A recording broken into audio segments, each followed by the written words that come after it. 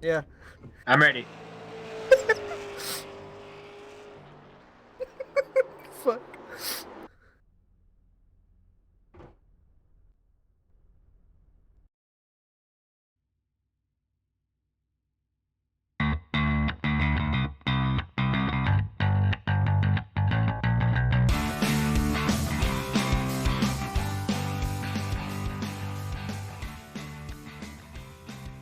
Hello and welcome, race fans, to the iRacing Northwest Tour presented by Joe's Racing Products here tonight in Myrtle Beach. A little bit more short track racing after a long 2-week break. I'm up here in the booth, Justin Kolb, alongside Greg Rentz. And Greg, first time we get to broadcast the B-Main, and this is the show, really get into the show. Yeah, you mentioned it. It's the show to get in the show, and what a show it's going to be, not just because of the on-track racing, but look at all the paint schemes out there. It's throwback night for the Northwest Tour, throwing back homage to the old NASCAR Winston Cup days. We've got some of the greatest paint schemes in the history of the Winston Cup out on the track right now. It's going to be fun to watch, not just this B-Main, because these are guys trying to get in, but it's some beautiful cars out there as well. Absolutely, and that's just going to add one more exciting element to this race here tonight, seeing all those schemes, and like you mentioned, they do look absolutely beautiful. So this race here tonight going to be a 60-lap event. Top 6 going to make their way into the show, as well as 2 provisionals for 2 guys. I believe it's going to go by points, highest in points, that will make it into the show here tonight as well. But first time broadcasting the B-Main, and these shows can get really exciting, so I'm really looking forward to seeing what kind of show these guys can put on. And for me personally, it's my first trip to Myrtle Beach, so excited to see what this track holds for us. Yeah, mine as well. And the B-Main, you mentioned it, the spot we're going to have to watch is the 6th spot, position number 6, because that is the final spot. That is the bubble. Top 6 move on, rest go home unless they're the top 2 in points not in the show. So it's currently occupied by Sean Breitzman, but Justin, pace car just pulled in. We're going green. Yes, sir. So it's going to be 60 trips around this small little short track. Not a whole lot of room to navigate through. These guys waiting for the green flag. There it is, and we're racing here from Myrtle Beach. Cameron Doyle. Great start. Cameron Doyle gets the big jump over Christopher Heim. Cameron Doyle paying tribute to Jeff Burton's 2000 season. He's got Christopher Heim and Brian Payne behind him. And how about the black number 3, Daniel Masters, back there in 4th right now. But right now, it's all Doyle. He's going to lead lap number 1. Pretty exciting back in the pack there. They were 3 wide for a moment down the back straightaway, but everybody settles out and tries to find a groove here. Seems like that 46 car stuck on the high side at the moment. Single file through the first 4 spots before you get the side-by-side battle. Now Bruce Lee Weaver able to clear Sean Breitzman for the 6th spot. Garrett Sisk right behind them. The battle breaks out for the transfer spot between Sisk and the inside of the blue number 1, Breitzman in the Xerox 46. That is a battle for the transfer spot. Give it to Sisk right now as he brings Hackathorn with him. That got really tight. I believe a car got into the wall off corner number 2, and it was the 44, Matt Hackathorn and Sean Breitzman making a little bit of contact in 3, but everybody keeps it straight and keeps it clean as Breitzman going to power past the 13 of Ted Shan there, and he gets into the wall a little bit too. So Sean Breitzman in trouble early as he falls out of the transfer spot, being passed by that man, the 36 of Bruce Weaver. He is 5th right now. Transfer spot is the number 1, and we got trouble. 25. Going around. Can he save it? No. Well, no one else makes contact, and there will be no caution as he slid off the racing surface as we get a look at what happened there.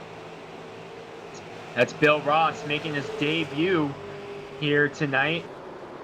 Oh, some contact with him and Casey Tillman, but what a fight by Bill Ross right there in that 25 car. Looking like he's thrown back to Joe Nemechek's old Army car there.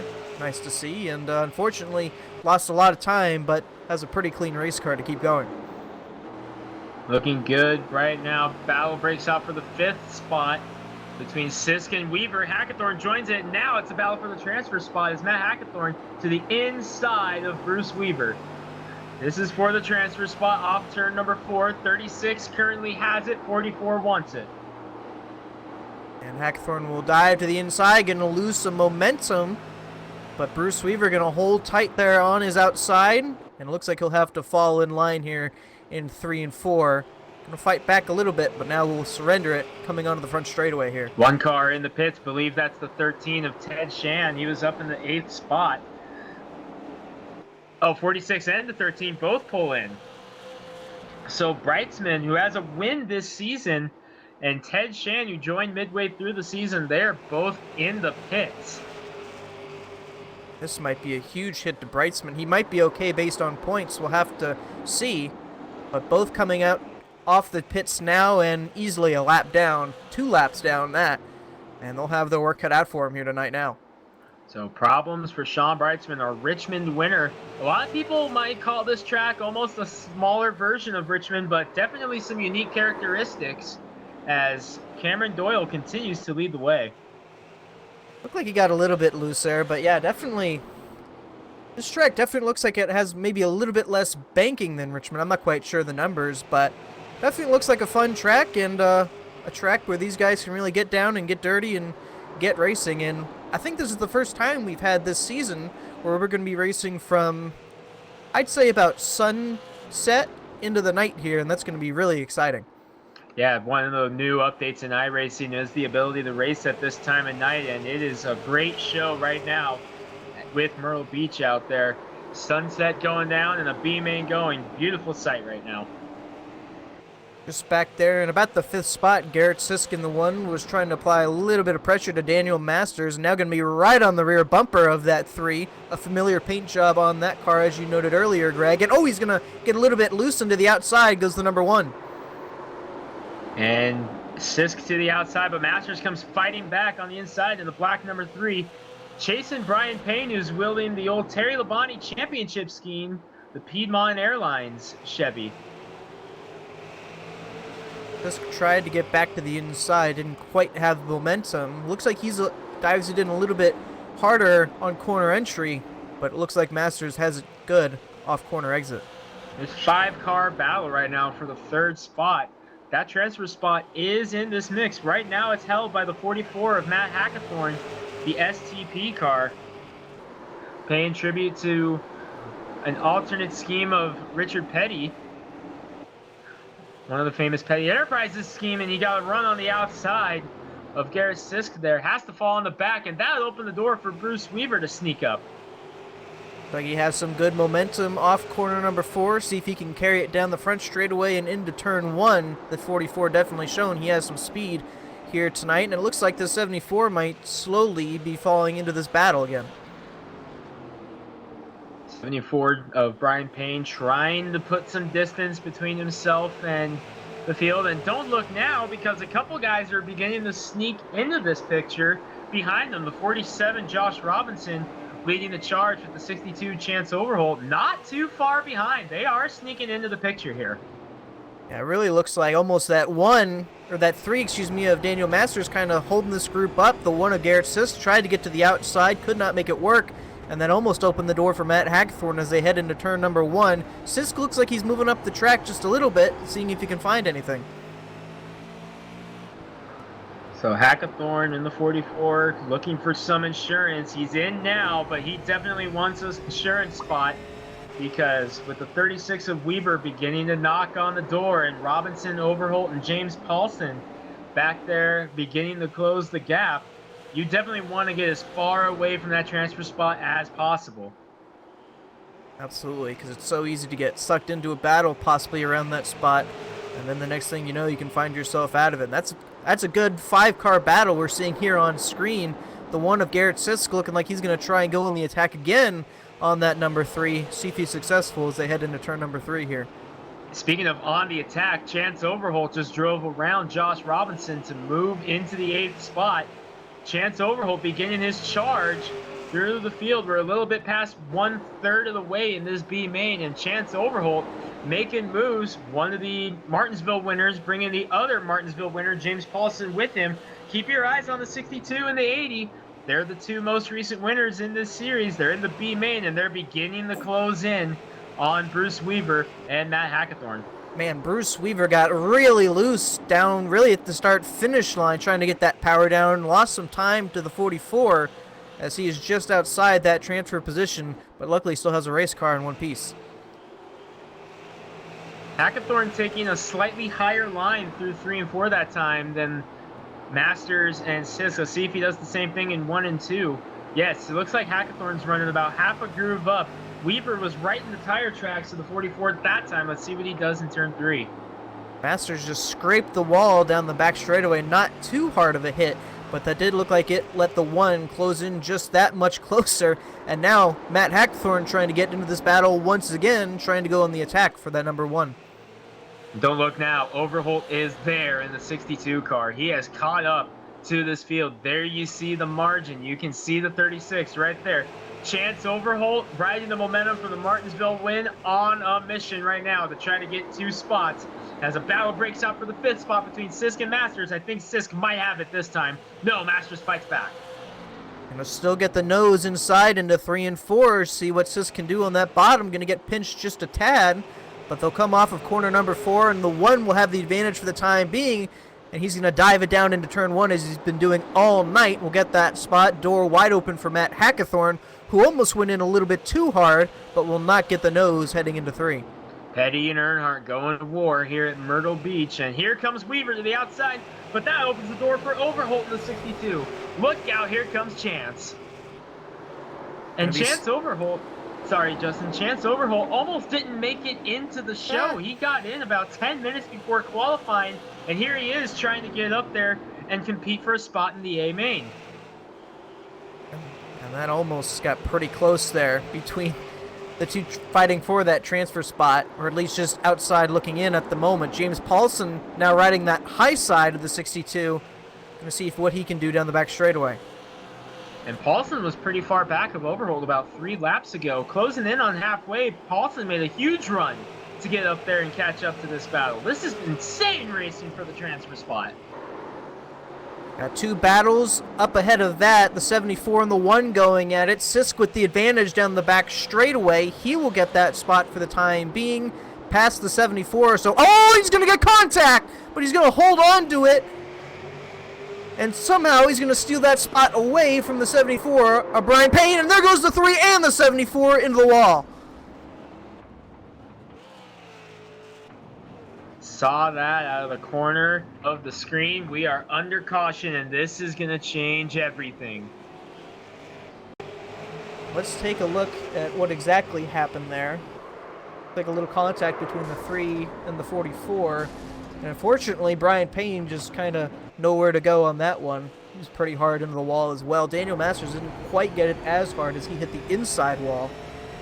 And we're on board with the 44. And just kind of a little bit of contact there. And hard in the wall you see Brian Payne. And a good bit of contact on that 3 of Daniel Masters. Can't tell if Hackathorn got into the back of Masters before the contact was made between Masters and Payne, or if that was a result of the contact. Not sure. Paulson getting caught up in it as well. That's got to be tough for him with the way he was charging up through the field. But, man, what a tough break for Masters and Payne. Absolutely. Those cars inside transfer position spots, and now look like they're going to be out of it for the time being. See if they can't race their way back up into it. But how about the 23 and 51 of Cameron Doyle and Christopher Heim? Both those guys really just ran away from that pack we were seeing all the fantastic racing from. They were about 2.5 seconds ahead of that pack of 5. And Cameron Doyle was holding steady. I was keeping an eye on the distance between him and Heim. Cameron Doyle was holding steady at just about half a second for pretty much that entire run. Looks like Christopher Heim has a little bit of damage on the left front of the 51. Not sure what the deal is there. But he definitely does, as we see, definitely does have some damage on that 51 car. Definitely does, and not quite sure what he hit there, but the one thing interesting about this caution, it did come at the halfway point with 30 laps to go, so kind of gonna cut that in half. These guys will get another shot at it, probably with about, I want to say, 24 laps to go when we go green, so Well, we got an update. Got an update. We were talking about how we weren't sure if Hackathorn had gotten in the back of Masters before the contact, but Hackathorn has been given an EOL penalty and has parked it for the race. Very interesting. See if he can't possibly get a provisional to get himself in, or if that's going to be the end of the night for that 44. I'm fairly certain he'll be safe with a provisional. However, I'm not sure what is going to be going on with that 44 car. Yeah, we do see he did leave the TeamSpeak server, so that might, or the night might be over for that 44 as the lights are off on the pace car. We'll be going green with 24 laps to go when we come back to the start-finish line. Pace car will dive off, and it's a little bit ways away from when we will get the green flag. They got to go through the what seems like long 3 and 4. And it will be Cameron Doyle who will lead them off here. Green flag is out, and we're racing once again. Doyle leading the way. Looks like he's got a slight bit of damage on the left front as well. Not a whole lot, though.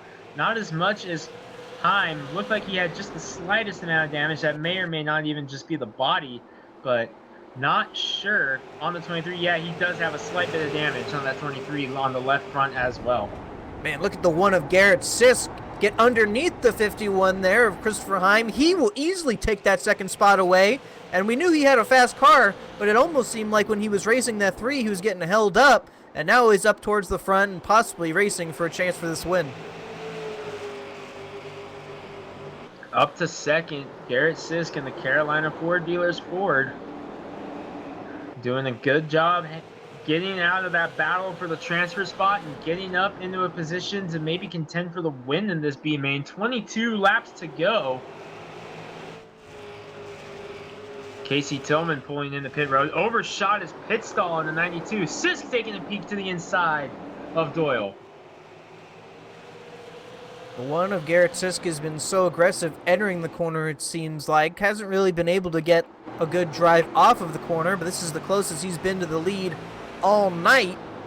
As he aggressively drives it into one again, that's going to get him really close to that lead. He can almost smell it to the back bumper of the 23 he is.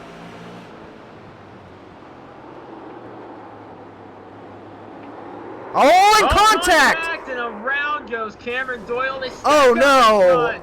Oh, there goes the 80 upside down of James Paulson. And Paulson was in the transfer spot at the time. Man. And I'd have to imagine that's going to take out a lot of good cars here. That all really, the contact. Taking a look at the replay, here's the contact, but what happened after that was just a huge checkup from the 1, trying to make sure that he hit the 23, and it was a pretty substantial checkup behind. You can see the 80 flipping over.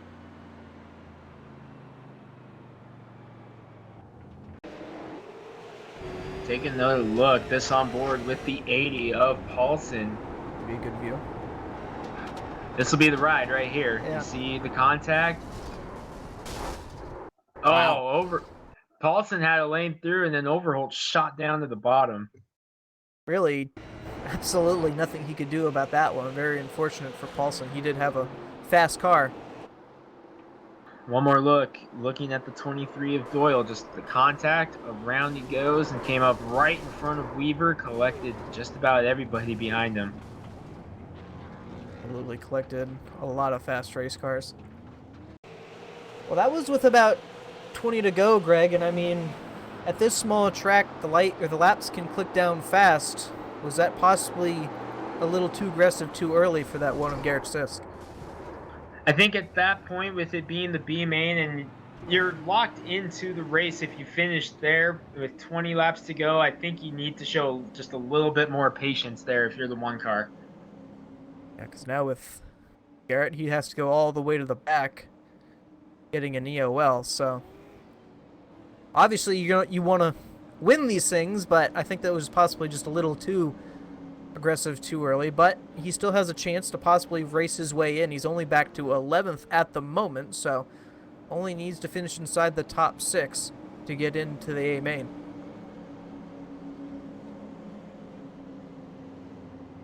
All right, well. So looking at the lineup right now, Christopher Heim will be the leader. Bruce Weaver being scored in second right now.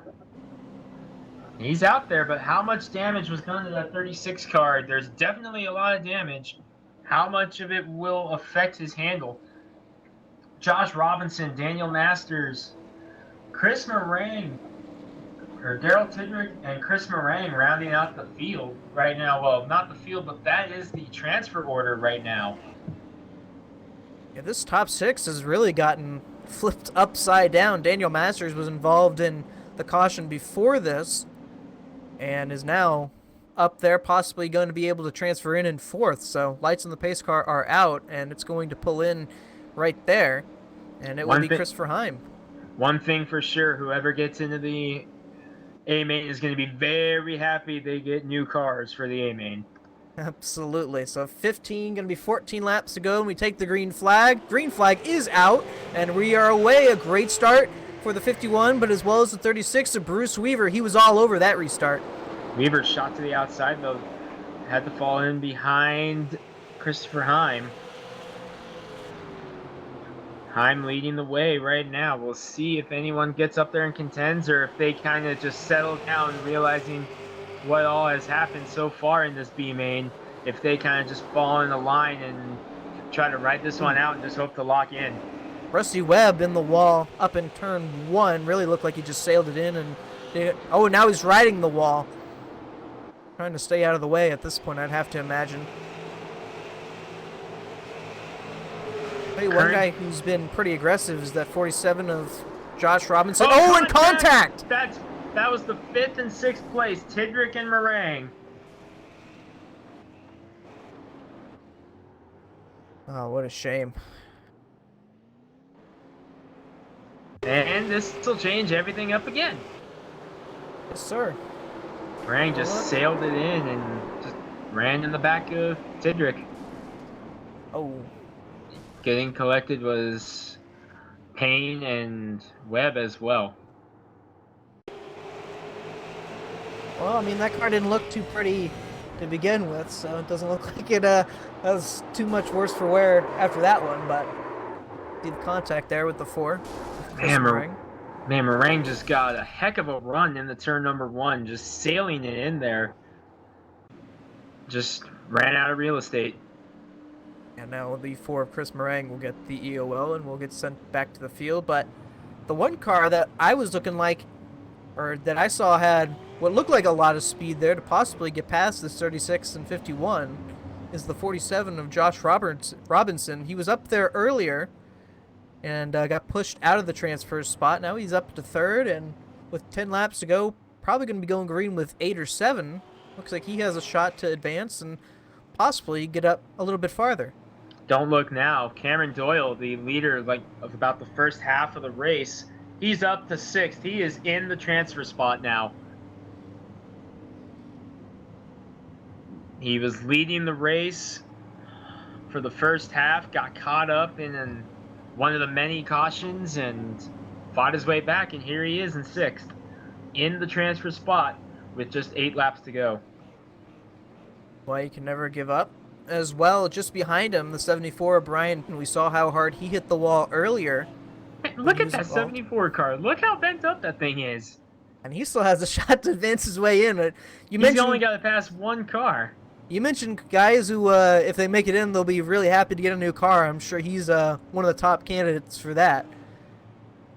Saw how heavily he hit the wall earlier, and hopefully he can race his way in. As you said, just has to pass one more car.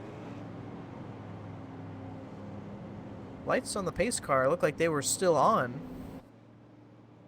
And that just means less and less green flag laps and possibly a little bit more importance to make your way through the field here, as we're only going to have, I would think, about 6 laps to go when should the lights go out this time.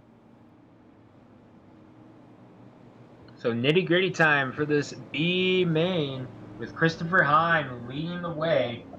Bruce Weaver in 2nd. Josh Robinson third, Daniel Masters, Bill Ross Jr., who's making his debut in the Northwest Tour tonight, and Cameron Doyle rounding out the transfer spots right now. Justin, we got to keep an eye on that 23 and cars around him because that's what we're watching. What do you think's going to happen here back there in that transfer spot? Man, that's going to be insanely crazy. I'd have to believe. One car, got to give a shout out to, that 25 of Bill Ross Jr. was involved in an incident earlier and lost all his time. Now possibly going to be able to transfer in. Here we go with the restart. 51 is off. Green flag is out. And that was not a great restart for some of those guys in the back. It got them really bunched up. 3 wide on the front straightaway. They're battling it out right now, and Rusty Webb to the inside of Brian Payne. Garrett Sisk there with him. Oh, Tidrick hit the wall hard in the 45. Payne not going away, though, on the outside of Webb as we take a look at Cameron Doyle, who was far and away the fastest car in this race. Before that, the 88 of Webb. Save it! I'm not sure how he saved that. That was a 3-wide situation he went into turn 1, and somehow they all saved it. Beautiful save by Rusty Webb. Here's the replay of it. This is down the front straightaway, 3 wide, and I don't think this track is wide enough for 3 wide. Contact with the 74, and the caution is out. And that might be the race.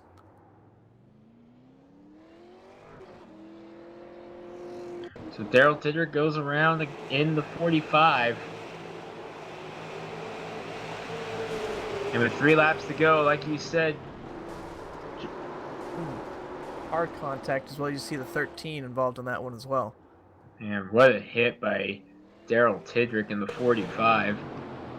But Justin, you mentioned it, just 3 laps to go as we take one more look at that 45 car going around. But wow, just 3 laps to go. Justin, I believe we have reached the end of this one. Yes, sir. And that restart, I'm not sure where it exactly started, but it looked like some of the guys towards the back got a little bit checked up, and I believe that's why we didn't have quite the battle we thought we would have for that transfer position, because that's really where the huge stack up occurred, was around where that 74 car is there, and that's where it got pretty bunched up, and could have been a lot worse, but all those guys were able to navigate into turn 1 successfully.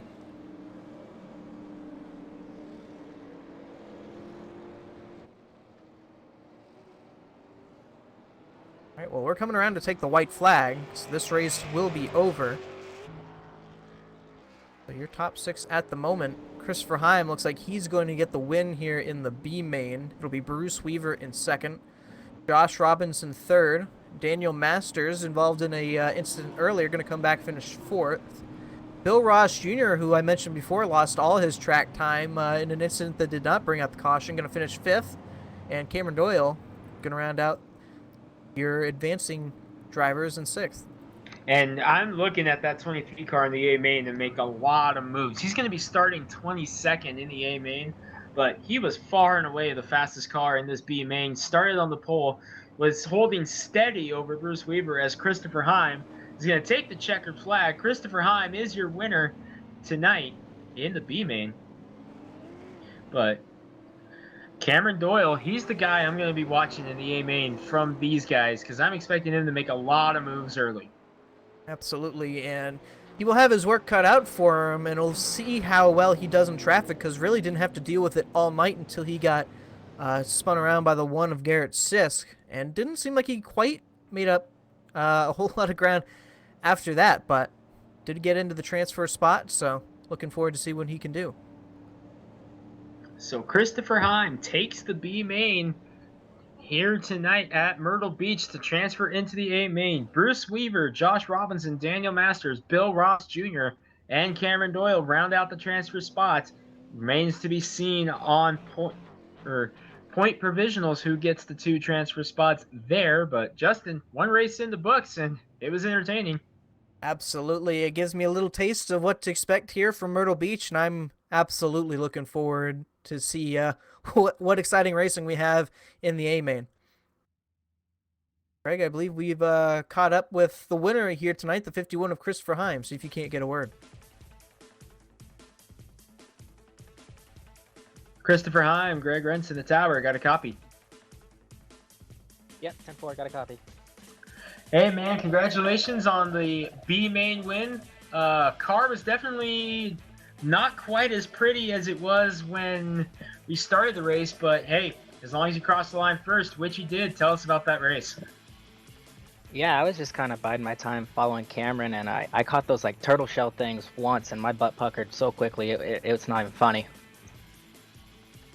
Yeah, we were wondering about the initial damage. Tell us about that accident, though, right in front of you with the 23 of Doyle shooting up right in front of you guys. What happened there? Doyle, that was his line the entire race. He was kind of going high in the middle of 3 and 4, and then cutting down and getting a good drive off. And I kind of had a feeling that Garrett might push the issue a little bit. He was definitely faster than both of us. And I should have known it was going to happen, but I was just kind of sticking my nose in there and really quick tried to get on the binders as quick as possible. And all's well ends well, I guess. Hey, it worked out. We'll let you go get ready for the A main. Congratulations to going out to you, Sarah. You're rolling off 17th in the A main. Sounds good. Hopefully I stay out of trouble, and hopefully a good race. And thanks to everyone that puts this deal on for us.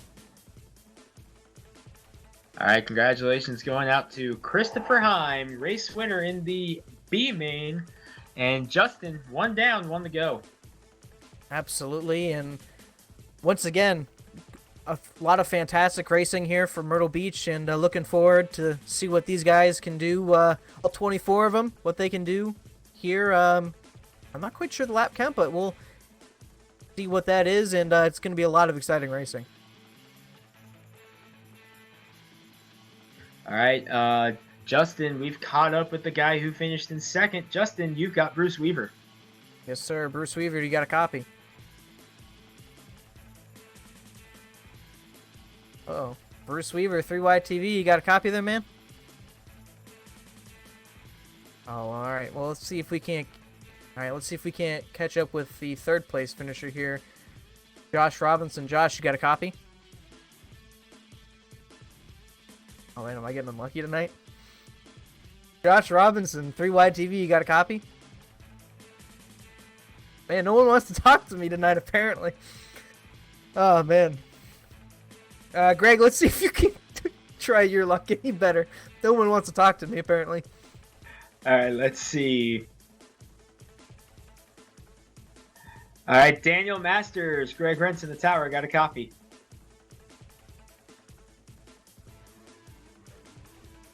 Daniel Masters, Greg Rents in the tower, do you have a copy?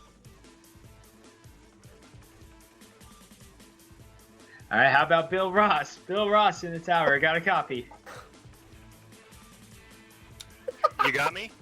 Yes, sir, we've got you. Bill Ross coming home with a 5th place finish in the B main. And Bill, it was not easy because you had some bad luck there at the start of that race. Yeah, I had, well, at first I screwed up in qualifying, so that put me back, and then somebody got into me and I got turned, and then just had to work my way up, and, you know, got a lot of luck and had a lot of people that kind of wadded it up in front of us. So yeah, got 5th, so my first time in this series, and it's been a lot of fun so far. All right, first time you're repping the U.S. Army out there tonight, and you are in the A main at Myrtle Beach. So you got your first one down. What do you think of the series so far? It's cool. I really like the cars. I usually run the late models and the A cars in iRacing, so haven't had a chance to run these, and they're pretty cool. I like them. All right, Bill. Well, welcome to the iRacing.com Northwest Tour, and good luck in the A main. We'll let you go get ready. Hey, thanks a lot. Love the series.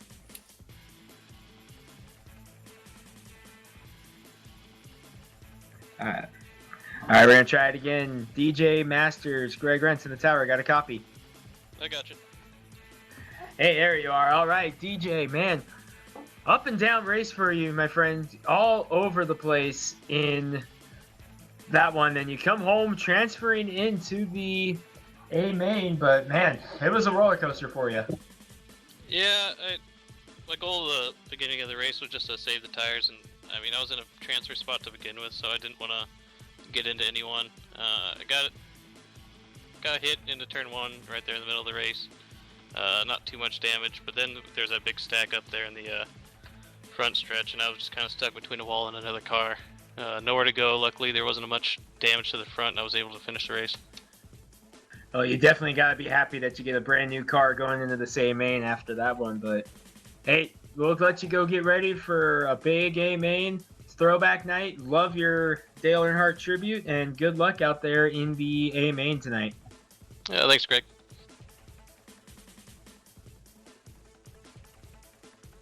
And that was Daniel Masters. Justin, let's see if we can get Josh Robinson again. Yes, sir. Josh Robinson, you got a copy? Yeah, I got you guys loud and clear. All right. Well, kind of an up and down night for you. Started towards the back and missed that big one and was able to get yourself up front in third and almost looked like you had a chance to battle for that win. Yeah, the car came around a little bit there towards the end after I knocked the nose off of it, apparently. Man, it's crazy how that works. Sometimes you just get damaged and the car kind of gets better with you. But finished third here tonight. Going to be starting towards the back in the A main. What's the outlook for that race? I think we're looking all right. A lot of these guys are running a late apex line. It's going to chew that right rear tire off on them. So running a little bit different line than a lot of those guys, hoping for the long run speed. And I think it showed that a little bit on that 32 lap run we had there. I think I was starting to bring those guys in a little bit. Just got to work on the consistency. Yes, sir. I like it. Long run speed. All right. Well, we wish you the best of luck in the A main and congratulations on the third place here for the B main. Appreciate it. Thank you.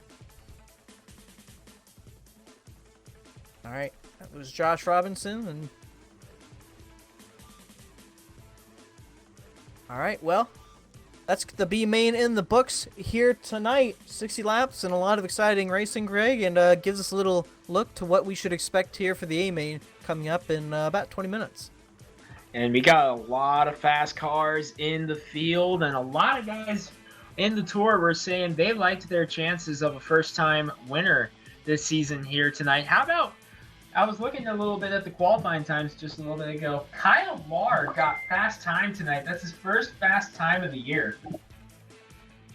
Impressive. Impressive. All right. Well, we look through the race results here tonight. As you see, Christopher Heim does bring home the victory here in the B main. Bruce Weaver going to come home in the second spot. Josh Robinson in third. Daniel Masters fourth. And Bill Ross Jr. rounds out your top five. Cameron Doyle comes home in sixth, final transfer spot. Then Brian Payne, first car out. Rusty Webb, Garrett Sisk, Sean Breitzman fights back to finish 10th.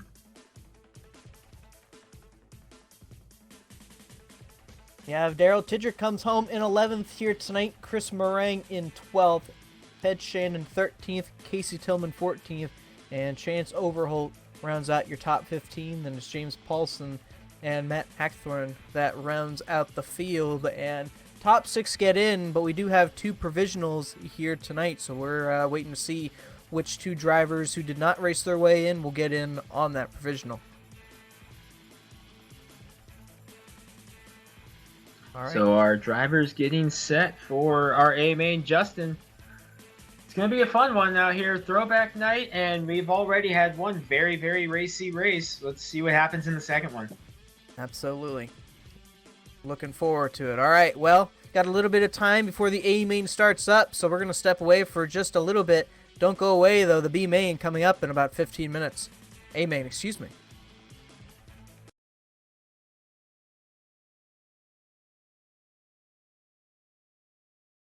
Morrison with MountainView Polaris. Tired of being cooped up all winter long? Tired of your old lady complaining about this and that? Let's give her something to complain about. Come on down and see us here at MountainView Polaris. We got a great selection on side-by-sides.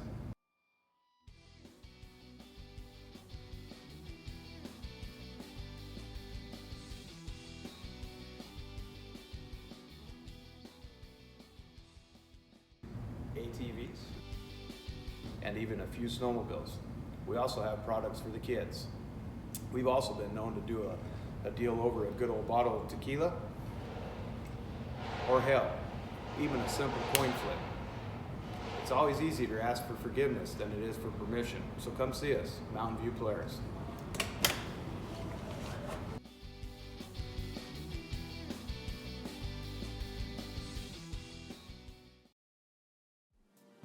Do you have an old crap can like this taking up space in your driveway? Are you still holding on to your old high school whip?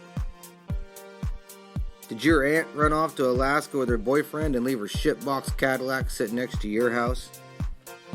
If so, call Woffords Towing. They haul off junk cars just like these, and they even pay you cash for those old clunkers. So let's recap. We take your pile of crap, we put it in our state-of-the-art pancake maker, and we squeeze out all the cash. Woffords Towing and Auto Wrecking, 201 South Frontage Road, Wapato, 509-877-4944.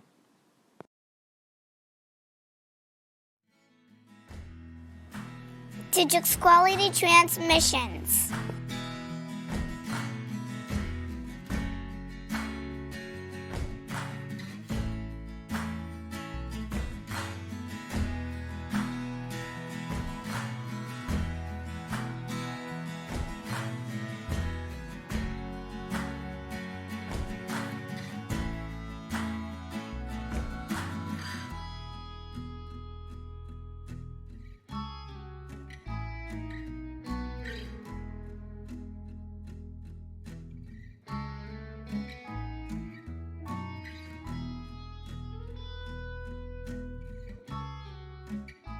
Come see us today. Thank you.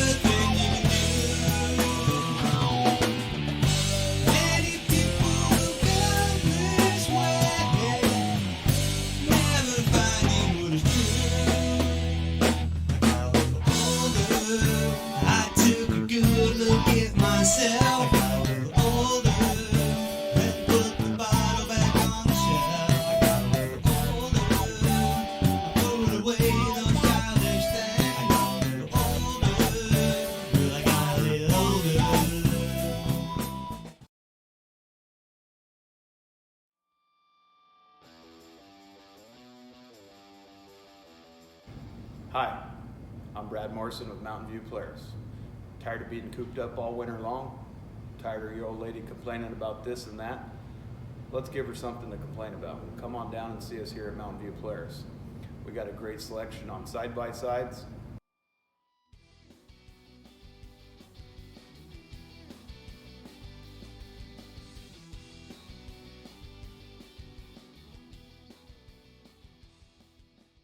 ATVs, and even a few snowmobiles.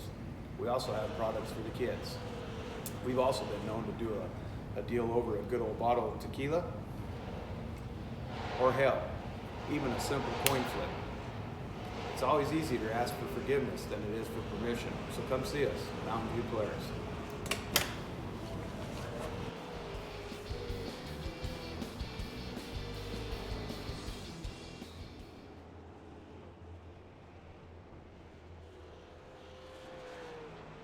And we welcome you back to Myrtle Beach here tonight for the iRacing Northwest Tour presented by Joe's Racing Products here tonight. Looking like we're a little earlier in the night for this A main, so it will be a pretty much full day to night transition here. So once again, we're welcoming you back for the A main. I'm Justin Kolb alongside Greg Rentz, and Greg, an amazing B main, and should be a really good A main as well. I'm looking forward to this A main, not just because, like we talked about earlier, it's throwback night, but that B main got me fired up for this one because this is going to be a very, very racy B main event. I'm really looking forward to seeing what happens here, especially with that 16 car invert. We're going to see some fast cars making progress, and we saw it in the B main.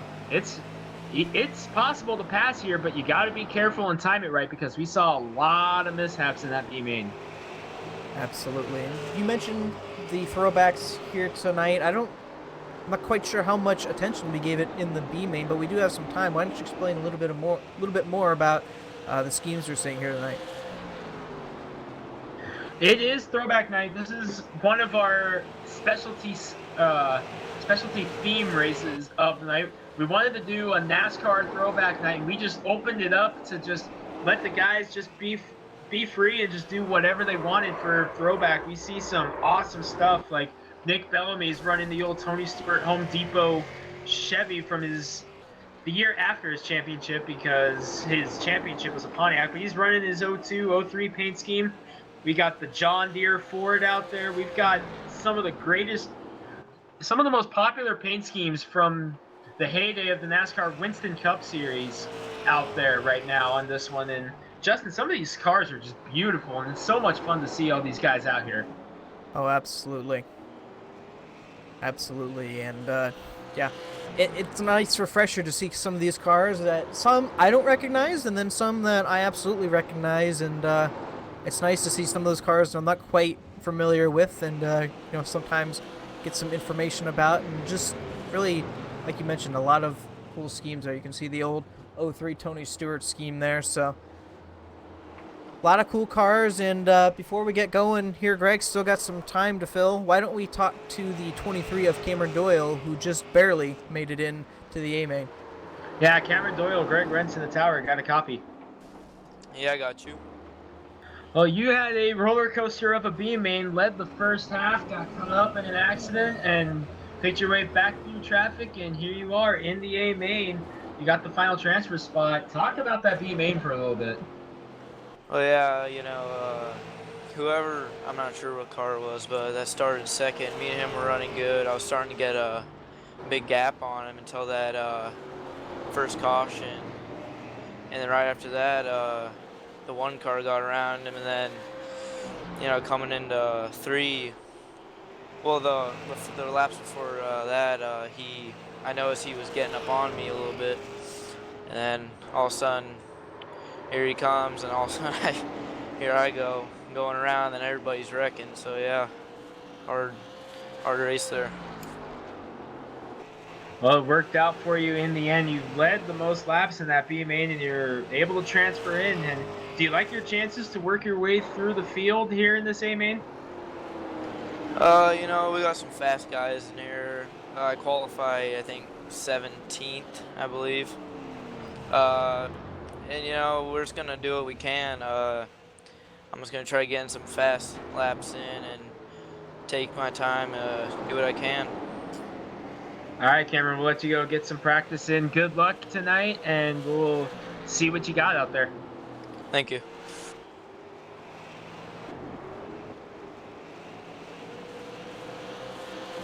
And Justin and Cameron, like you mentioned, was having a great run in that A or B main. Got caught up in the accident, but he said he's got his work cut out for him. But I really, really like what I saw out of that 23 car in this B main. Yes, sir. And the one thing that I don't think he has a whole lot of experience with here tonight is going to be traffic. And I mean, he did get forced back there a little bit towards the end, but it's going to be interesting to see how he negotiates through it, because he's going to be starting 16th. So he's going to have his work cut out for him, see how he negotiates all that traffic that he's going to have to get through if he wants to get to the front. But definitely going to be exciting to see if he can get back up to the front. Going to be definitely fun to watch this race unfold. Looks like we're going 150 laps here tonight. A long race. For the MountainView Polaris 150 Throwback Night here at Myrtle Beach Speedway. Justin, this was one of the ones a lot of guys had circled on their calendars.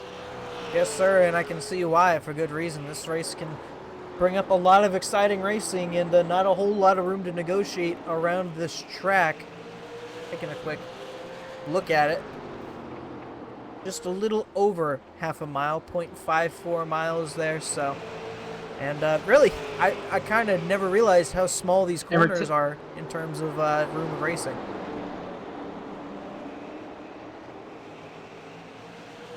Not a lot of racing room here at this track. This is one of the most famous short tracks in the nation. Used to host the NASCAR Cup Series, Xfinity Series back in its heyday. And this is one of the tracks that the short track movement that we've seen on social media in recent years for NASCAR to return to short tracks. This is one of the main tracks that pops up in discussion. So we'll see. We may see this track return to either the Truck Series or Xfinity Series schedule in the near future. This is one of the tracks these guys are calling for the more short track movement.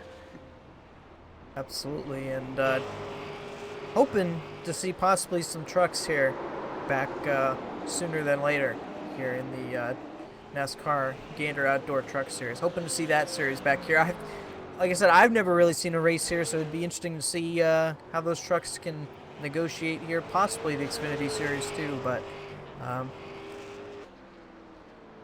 exciting to see what we're going to see here tonight. Practice is winding down here tonight.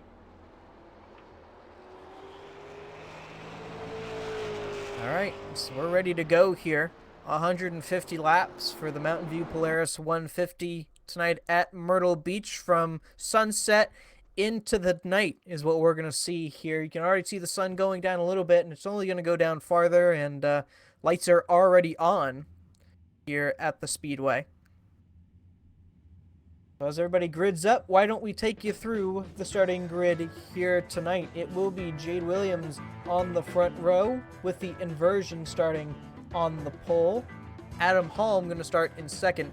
Then it is Shane Quinn starting third in that throwback Kevin Harvick scheme. Garrett Huffines in fourth. BJ Tidrick going to round up top five here. Travis McKinney in the Tidricks going to roll off in the sixth spot. Josh Beal in the number 2, his best qualifying effort of the year. Midnight out there on the track tonight. Brad Morrison, the title sponsor, MountainView Polaris is owned by Brad Morrison, so Morrison, the title sponsor tonight. Scott Walker and Seth Fraser round out the top 10.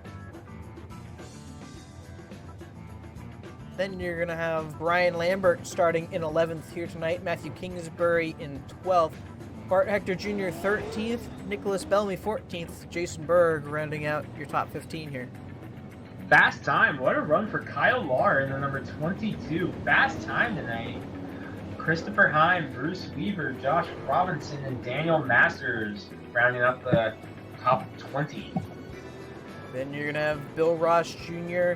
and Cameron Doyle rounding out your top 22. Sean Breitzman and James Paulson getting the provisionals, starting 23rd and 24th respectively. Greg, we have one lap till we go racing here. What are we expecting to see?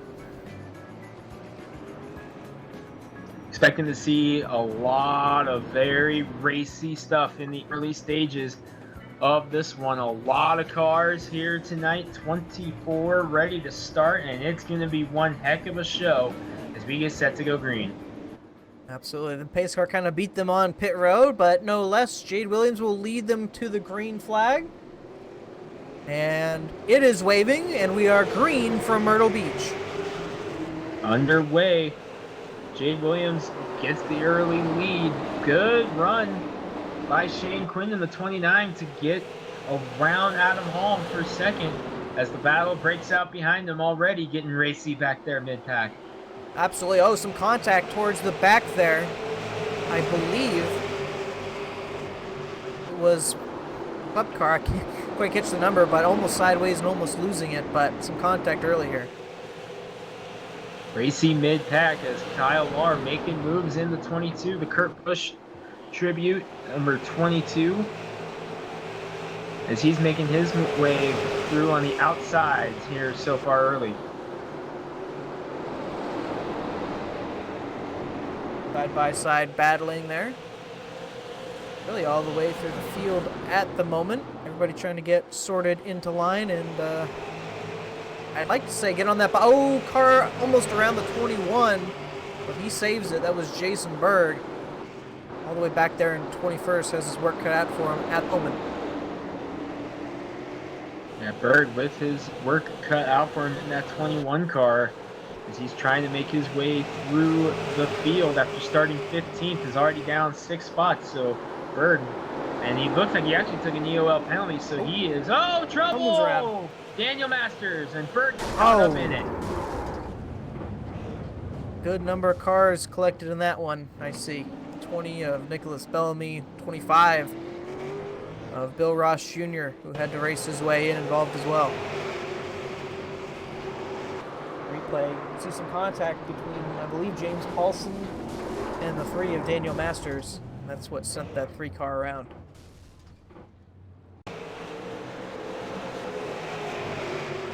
Another look. Yep. Contact, and unfortunately a bit more of a checkup there as we saw in the B main, and really nowhere for anybody to go. So tough break here to start this one as we are on lap 7 of 150 here in the Mountain View Polaris 150 throwback night here at Myrtle Beach Speedway, and it's Shane Quinn driving the Kevin Harvick tribute, leading the way with Jade Williams in second. BJ Tidrick, Garrett Huffines, and Adam Holm rounding up the top 5 early. Just kind of looking through the field now as we got these guys slowed down and under pace car conditions. Just kind of scrolling through the cars here, looking at the paint schemes. Car that's definitely got an interesting scheme is that 82 of Bart Hector Jr. That's a scheme that I've never seen on the 82. I believe he's paying tribute to Ted Musgrave in that number 82 okay. tonight. I believe that's who that scheme is. That was the car that I believe got a little loose, and I couldn't quite get the number from it. A little hard to see that 82 mixed with the red and white from the blimp, but see that Hooters car just behind, the Alan Kawicki throwback. A couple Kawicki throwbacks as Breitzman paying tribute to him at the Xerox scheme in the 46. See the Kurt Busch colors on that 22. That's a good looking car right there on that 46. The old Jeff Gordon Baby Ruth scheme there. All right, well, lights are off on the pace car, and it will be pulling in this time. Enough gawking at the paint schemes. Time to get back to racing here as the pace car is off, and it will be the 29 of Shane Quinn who will lead them to the green. Green flag is out, and we are racing once again from Myrtle Beach. A great start for that 29 as well as the 53. Great start by Shane Quinn to pull away. Here comes BJ Tidrick in an old Todd Bodine Tabasco car in the 72 car. Paying tribute to one of the more unknown schemes in NASCAR. I believe that 69 of Adam Holm possibly caught the wall a little bit. Stuck on that outside at the moment. The two of Joshua Beal trying to get through all this. Garrett Huffines was running in the fourth spot on that restart. He saw him kind of go Someone going around, yep. Caution is out, but Huffines... 29 or 23 of Cameron Doyle around.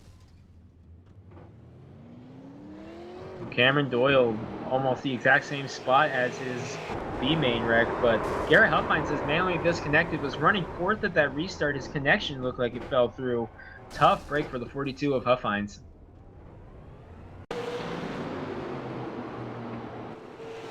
This caution pretty unfortunate for Greg, someone you thought would have a lot of speed here tonight. That 23 of Cameron Doyle, unfortunately, a little contact with the 25 of Bill Ross Jr. Thankfully, doesn't look like too much damage, but really going to be starting at the rear now.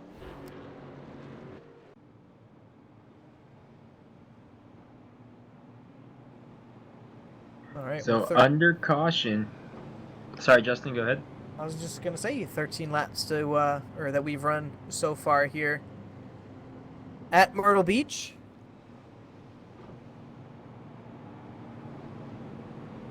Interesting looking scheme on that 29, I will say. I'm not quite sure if I'm not quite sure how the Monte Carlo looks on these super late models. Not quite sure how I feel about that one. Definitely a scheme that a lot of Harvick fans will remember, though, as that was kind of the scheme that Harvick finally settled on after he was changing schemes every year on the GM Goodwrench. Finally settled on that one for about 4 years before GM Goodwrench left the sport and Shell Pennzoil joined the 29 team. So that kind of is the scheme a lot of people will associate Kevin Harvick with as far as his GM Goodwrench days go. That Monte Carlo just kind of, I don't know, it just kind of has a weird looking nose to it on a super late model, but it is a good looking scheme nonetheless. But see there, the 25 of Bill Ross Jr. involved in the most recent caution. The good looking car there, the 22 of Charles Lar with old Kurt Busch colors on it. Of course, you can't drive the number 3 without having the GM Goodwrench black colors on there. Definitely one of the most popular all-time rides, that black number 3. Probably, arguably the most famous paint scheme in NASCAR history is that black number 3 that Daniel Masters is wheeling right now. I was going to say, I don't think our producer would agree with that, but I believe pace car is off. Either that or they've all just kind of fallen behind. Nope. Much like the initial pace laps, they're just taking it really slow and the pace car pulling away from them. Brett Bodine giving them the slip, I guess. Yeah, they're catching up and the lights are out on the pace car. Alright. Yeah. Alright, well, we will be going racing this time once again, and it will be Shane Quinn who will lead them off, as well as Jade Williams will be on the outside row there. Saw all single file restarts in the B main, now getting some double file restarts here in the A main. Green flag is out, and the 29 off once again. Shane Quinn with the second great restart in a row. See what he's got as he pulls away. The battle breaks out for second behind him between Tidrick and the 53. Oh no! The 69 of Adam Holt. Wow, how did they not get more cars involved in that? That 69 got turned towards the wall. Caution is out. Daniel Masters involved, and he's upside down. As well as Cameron Doyle involved in another incident. That looked like he got flipped over by a car that wasn't even there. It almost looked like. I believe they all stemmed, though, from the 69 of Adam Hall. I'm not sure if we can get a view from that. This 26 checked up there, and fortunately the 3 up and over. Tough break for several guys. There's some contact there. There's the contact of Adam Hall. And I'm not... It's amazing how more cars were not involved in that. I thought that was going to result in another huge incident. I mean, I guess it was pretty huge. You had the 3 upside down, but definitely a lot more cars could have been involved in that.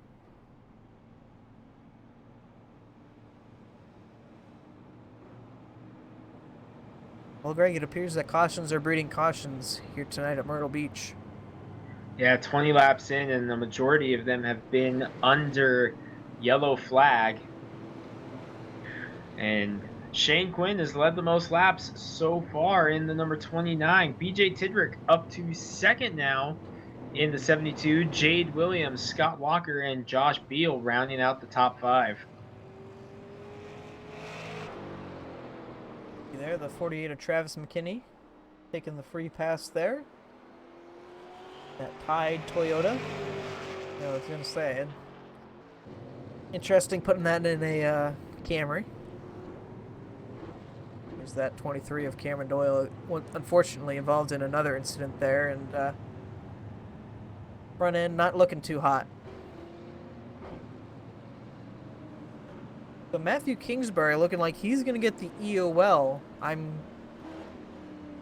guessing the officials felt that he was the initial cause of that incident with the contact he had with the 69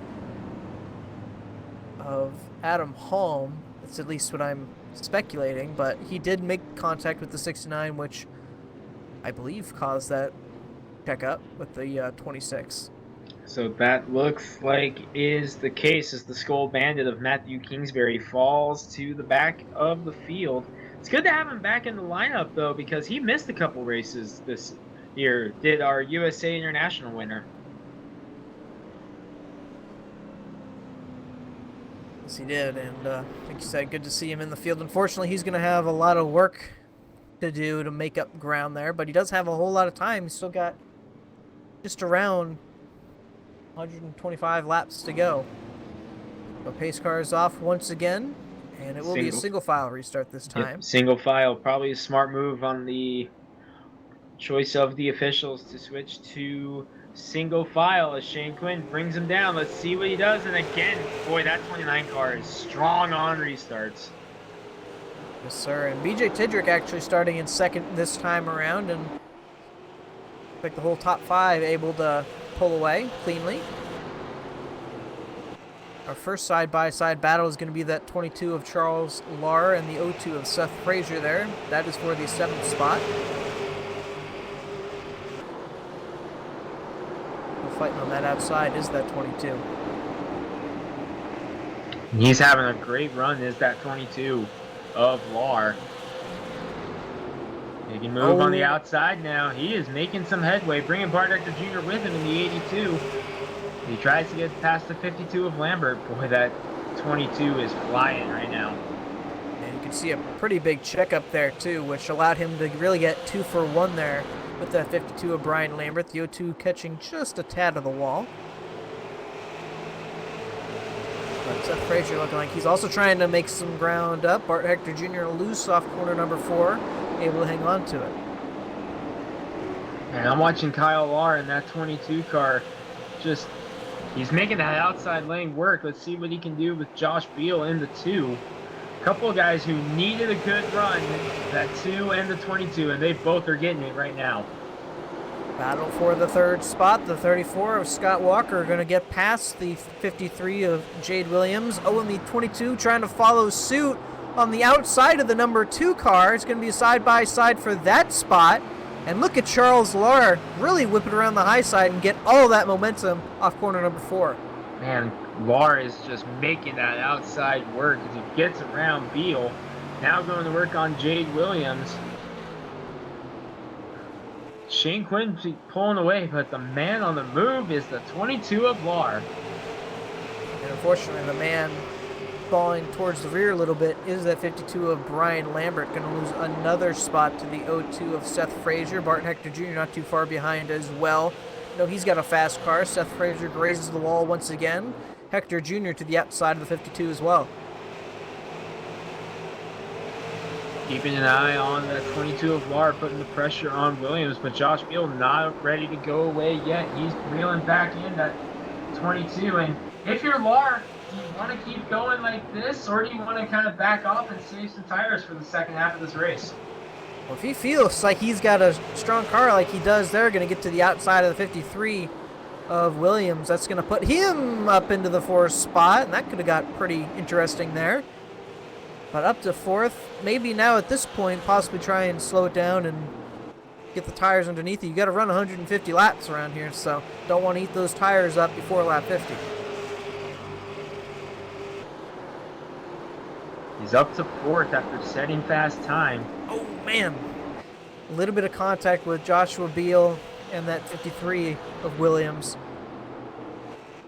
Interesting. That looks like that, too, is hit some bumpers here tonight, but luckily, really, the cars he's hit they don't look phased at all. A couple of Rusty Wallace throwbacks right next to each other. Seth Fraser, the 02, Josh Beal, the 2. Bart Hector Jr., the 82, right behind them. Behind the 52, Lambert. They're all trying to track Jade Williams, as to the inside goes Seth Fraser. And one car that I know he doesn't really want us to talk about him too much, but I want to point out that Jason Berg, with that pass, has just moved himself up into the top 10, at least fighting for that spot. And he was all the way back to 21st not too long ago. That 21 car has speed, and it looks like he's trying to work his way up towards the front. Contact between the 53 and the 2 there. Everybody keeps it straight, though.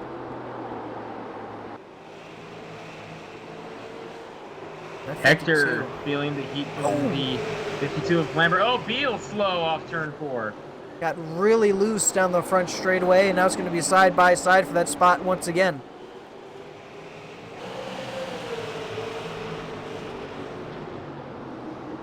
Williams not wanting to give it up too quickly here. It's going to get close off corner number 4, almost 3 wide. Maybe see what Berg will do. He will make it 3 wide, but will back out of it wisely as they enter turn number 1. That 52 of Brian Lambert falling backwards pretty quickly here.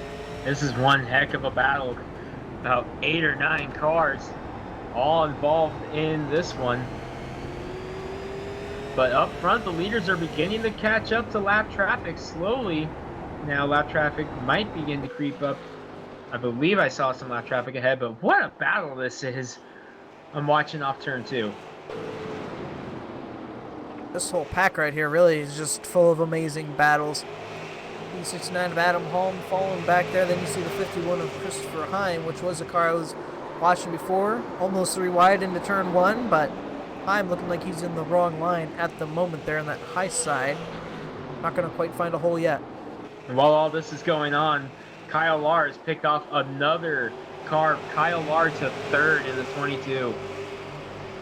Definitely got a lot of speed in that Kurt Busch throwback. You see the 53 just ahead, or just behind this battle with the 2, was really high, almost up in the wall. Looking like he might be trying to get another groove working here. Looks like you got 2... Oh, here we go, 2 wide. Deep, and that didn't last long as Jason Berg makes a move to the inside of Beal. 3 wide off 2 with Hector on the outside. Oh, and he's going to smash the wall there in the 2. And more contact. Can this 2 hang on to it? Beal will. And what a fight by Josh Beal to keep that thing pointed straight. Oh, in contact. The 80 of James Paulson going to go around. Christopher Heim going to get collected in that as well. Oh, as well as the 23 and the 25 once again.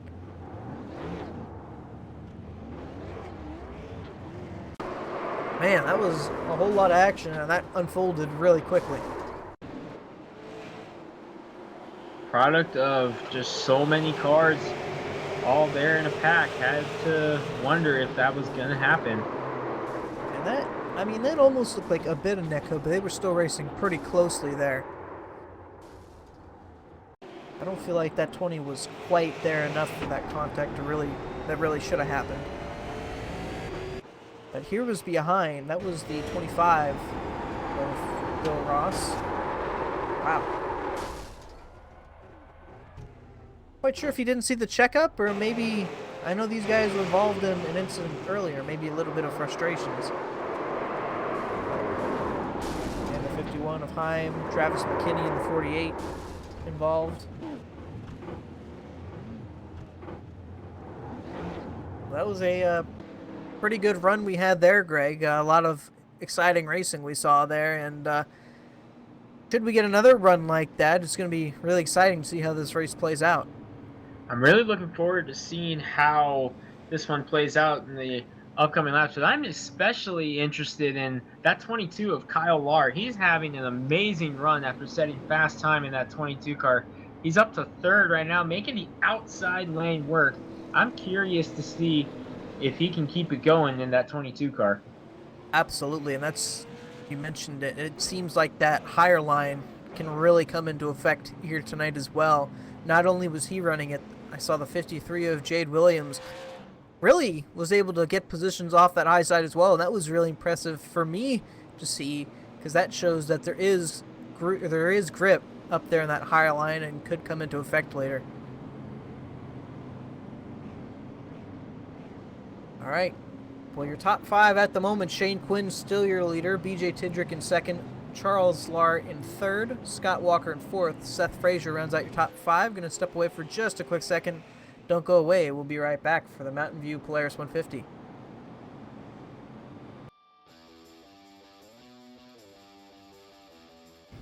Hi, I'm Brad Morrison with MountainView Polaris.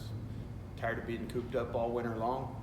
Tired of your old lady complaining about this and that? Let's give her something to complain about. Come on down and see us here at MountainView Polaris. We got a great selection on side-by-sides,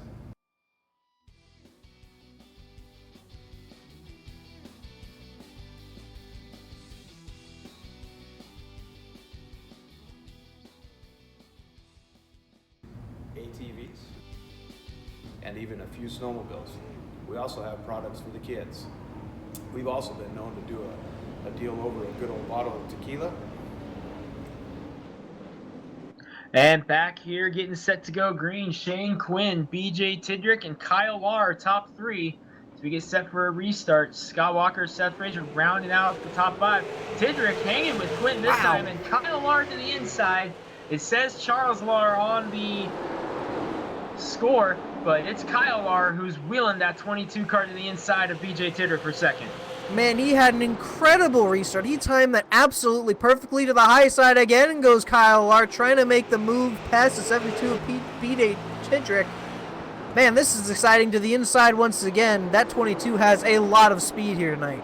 And that just showed me that he's going to do whatever, because he was making moves on the outside, but him making it to the inside and hanging tough with BJ Tidrick, and you might be able to make the pass here. That tells me that 22 is good just about anywhere it goes. Absolutely, but how aggressive do you want to be here? You still have 100 laps to go. I don't think you want to burn off the tires too quickly, and hopefully this 22 can manage that so we can see him here at the end. BJ looks like he's going to be able to possibly make the pass. Nope, they'll still be side by side down the front stretch. Scott Walker creeping into the picture in the 34 as well. The John Deere ride in fourth. The Seth Fraser fifth. Don't look now. Ding, ding, ding. Points leader Jason Berg up to sixth in the 21. That battle's still going on for the second spot between Kyle Larr and BJ Tidrick. Neither of them really giving an inch on corner entry. 22 has the edge at the moment and will complete the pass. 72 going to try and cross under, but does not have the momentum to get the nose underneath. Kyle Larr up to second. Shane Quinn still your leader. Oh, Walker got loose off turn number 4. Almost got the wall in fourth. That's going to open the door for Fraser to get the spot through 1 and 2. Walker's going to come fighting back, though. What a run by the 34 off of turn 2. I was going to say, it looked like Fraser got really loose into turn 1, was able to hold on to it, but was still struggling with it ultimately, and going to lose 2 spots there, as Jason Berg will get by as well.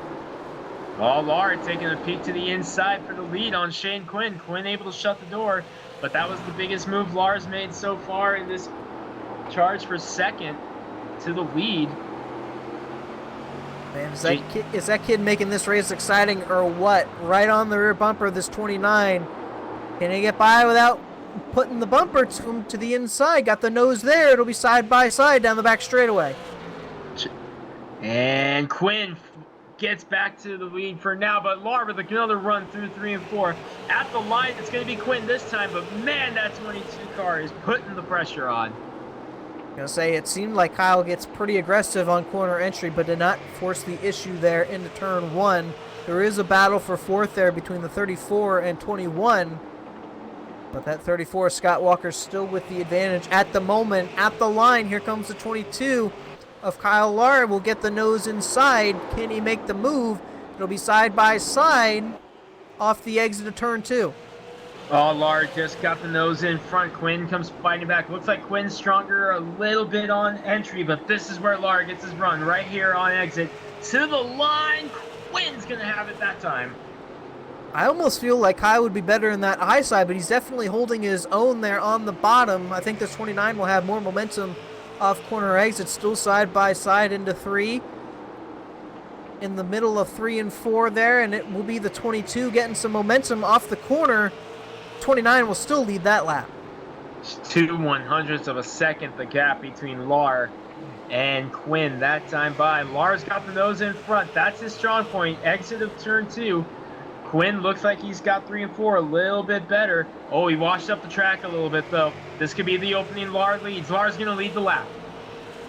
But that 29 still fighting back on that high side, not giving it up quite yet, but we'll have to surrender it now. Move Kyle Lar up to the lead. Kyle Lar leads at Myrtle Beach, and right there, exit of turn 2, that's where Kyle Lar is the strongest. And that was some impressive racing while all that was going on. Scott Walker actually lost 2 positions from Jason Berg and Seth Fraser. There may have been a slight bit of contact that got that 34 out of shape, but he is back to 6th at the moment. How about this huge pack of cars we have just behind them racing really nose to tail? Huge pack of cars breaking it out, led by James Williams. Contact! Field going around. Hard hit! The inside wall, and that's going to collect a big melee. Why did I have to open my mouth? Every time that The happens. announcer's curse strikes again. Unfortunately, it did look like a little bit of contact there between Josh Beal and the 52.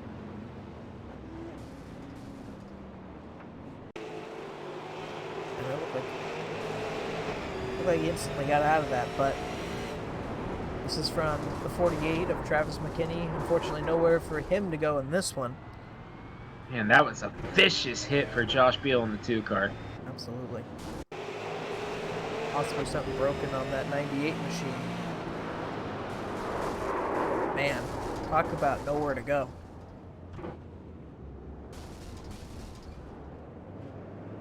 Yeah, you can see right there. Steering wheel's all the way to the right, but car has no response. So it appears that this, this 98 of Mathew Kingsbury will unfortunately have to park it for the night. Man, he got hit by Cameron Doyle on the way by also. Pace car was already out and Doyle clipped him. That was just a rough one for Matt Kingsbury. Very unfortunate. Well, unfortunately, that wreck occurred, but what a battle we had for that lead. Kyle Lar finally up to the lead at the moment. And I do want to apologize. I kept calling him Charles there, and that's probably going to happen once or twice more tonight. But, man, made that battle for the lead really exciting there. It's been one heck of a show with Kyle Lar leading the way. He had one heck of a battle with Shane Quinn, who, let's not take anything away from him. Shane Quinn, he led almost half this race before Kyle Lar got up there. Oh, absolutely, and it's still not out of it yet. Still back there in second place at the moment. BJ Tidrick up to 3rd, and don't look behind you, because you do have the 21 of Jason Berg up there in 4th at the moment. Was all the way in 21st not too long ago, so he's definitely made up a lot of track position. Brian Lambert there in the 52. Looked like he was going the wrong way in a hurry a little bit earlier. Currently in the 9th position at the moment.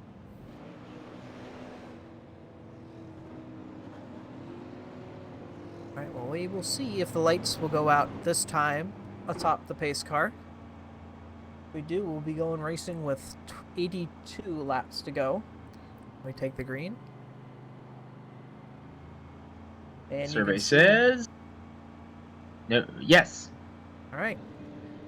Well, you can see that, no surprise, the sun has fully set here in Myrtle Beach, so full nighttime affair here at the moment. We noted at the drop of the green flag was still a little bit of sunset, and obviously under full darkness at the moment. So I did it again. Kyle Larr will be your leader. It'll be Shane Quinn in second, BJ Tidrick third, Jason Berg in fourth. Seth Fraser rounds out your top 5. Let's see how good Kyle is on restarts. Survey says pretty good there. Man, gapped him by 3 car lengths there. Green flag here at Myrtle. 3 and growing. That was a beautiful restart by Kyle Larr. Man, he wanted to get going in a hurry, obviously, and now the battle is on for second between Shane Quinn and BJ Tidrick. Tidrick taking the peek to the inside. Berg taking the peek to the inside of Tidrick. Tidrick lost a little bit of ground to Quinn, and here comes Jason Berg. And you can see the battle just behind there. 52 and 53 going at it. Adam Holm there in the 69. And Bruce Weaver there in the 36. But that battle is on for the 3rd spot. Jason Berg trying to get it away from the 72 of BJ Tidrick. Tidrick looking like he's going to wash up a little bit, see what Berg can do off corner exit. Tidrick was able to clear him that time by. And Fraser able to close in and take a peek to the outside. He's going to make a move on turn number 3. Seth Fraser to the outside. But will not be able to hold it at the moment. See if he can get the nose back outside. He will. What kind of progress can he make on that high side? And we'll lose it off corner number 2. He's going to fall in line. Contact. Whoa. See the 47 of Josh Robinson around. And a lot of other cars involved in that one as well. Where did this all start? Very rarely does the 48 of Travis McKinney there involved. That's one place we know to look back to. Looks like the contacts with the 69 of Adam Holm. Man, 47, nowhere to go on that one.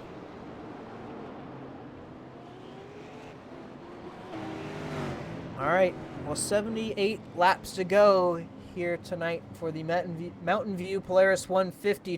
Kyle Larr, your leader. Shane Quinn in second. BJ Tidrick in third. Jason Berg fourth. Seth Fraser in fifth. Don't go away. I'm going to step away for just a quick second.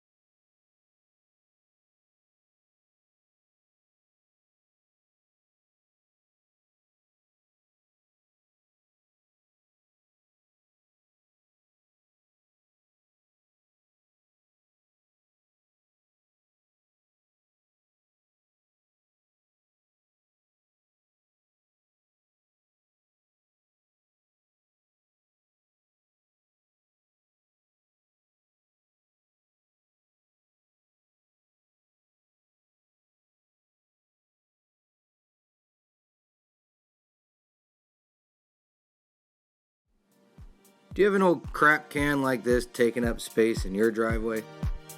Are you still holding on to your old high school whip?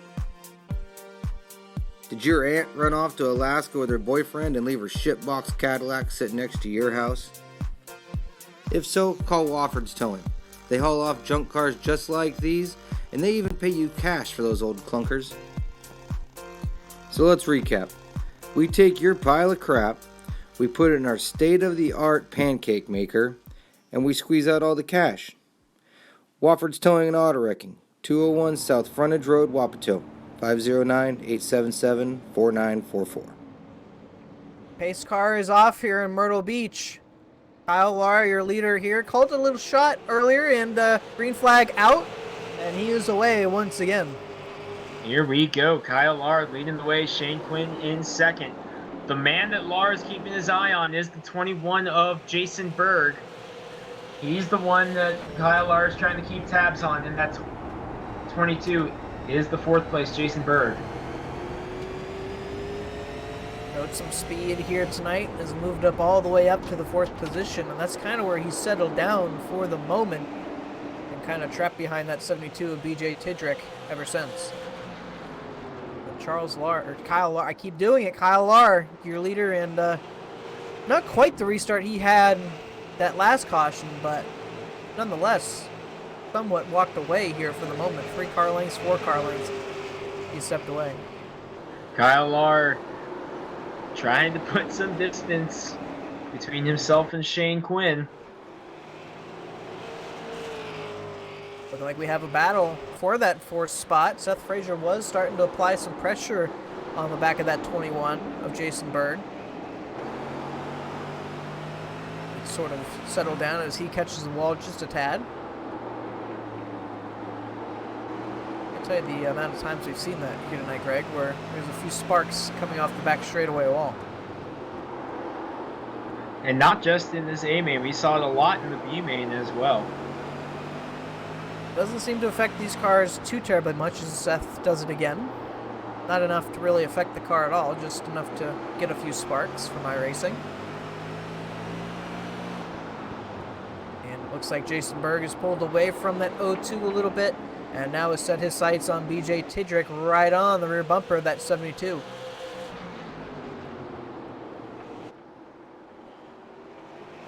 Third through fifth, really nose to tail at the moment. Jason Berg trying to gain some more ground on that 72, and 72 washes up the track, goes Tidrick. But Berg cannot take advantage. He gets the wall a little bit, the 72 does. And it'll be side by side through 3 and 4. Berg gonna lose a little bit of momentum. Looks like he'll gain it back a little bit down the front straightaway, the 0-2 into the wall once again. Yeah, Fraser had a good run there off turn number 4, but ran out of real estate and hit the outside wall, and that was all Jason Fraser needed to be able to focus 100% on Tidrick. But Tidrick comes fighting back. Tidrick so strong on exit of turn 2. Side by side down the front straightaway. Berg not able to clear quite yet. Pretty dead even down that front stretch, and it looks like it's going to be the same story down the back. No, give the advantage to BJ Tidrick. Man, that just shows more and more. Turn 2 exit has been BJ Tidrick's strong spot so far this run. And we really saw that out of him all night, but this run specifically. And now Fraser taking a peek to the outside. Looks like Fraser might be getting ready to try the Tidrick line. I'm really surprised that not a lot of more cars have tried. Oh, and a little bit of contact to the rear bumper, but I'm surprised that we haven't seen a lot more cars try that a higher line. We saw the 53 and the 22 be able to work that successfully, but haven't really seen anything since. There is the 53 of Jade Williams back in the 10th spot at the moment. The pressure being applied. The 80 of James Paulson trying to get underneath at the moment. Don Breitzman back there in 9th. Well, the guys that got the provisional from the B main.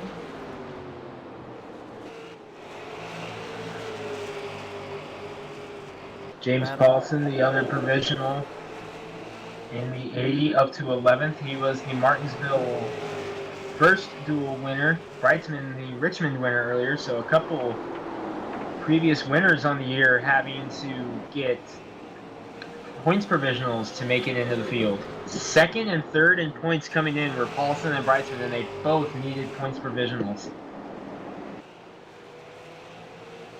That battle for third through fifth really kind of settled down for the moment. How about one guy we thought was going to be out of it? Mathew Kingsbury is still in it at the moment. He is 8 laps down, but that car does look like it's somewhat turning. It's not the He's able to drive it. Yeah. That's a lot more we're able to say from when he got that initial hit. So He just had a big slide off turn number 2, did Kingsbury. Maybe able to drive it is a bit of a stretch. All right, battle is on for that 4th spot once again.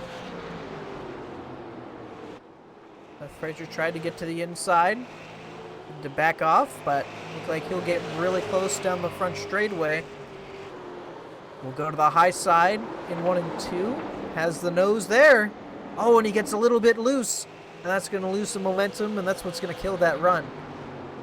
Big bobble by Fraser there. The battle just behind them as well between Scott Walker and Bart Hector Jr. Contact is going to be made. The 34 goes around. And the 52. Oh, 51 going to clobber in there as well. Man. Be there, a little bit of contact. Unfortunately, the 52 couldn't get slowed up enough in time. Really just kind of happened in front of him. And unfortunately, Christopher Heim, nowhere he could really go. See if we can't. He's on board the 52. See if we can't take a ride with the 51 of Christopher Heim as well. But he's just going to kind of stop there. And, man, unfortunate for Scott Walker there in the 34. So this is on board with 51. Actually getting some pressure, it looks like, from behind 48 and the 98. And nowhere he could go, really, with Mathew Kingsbury being there. So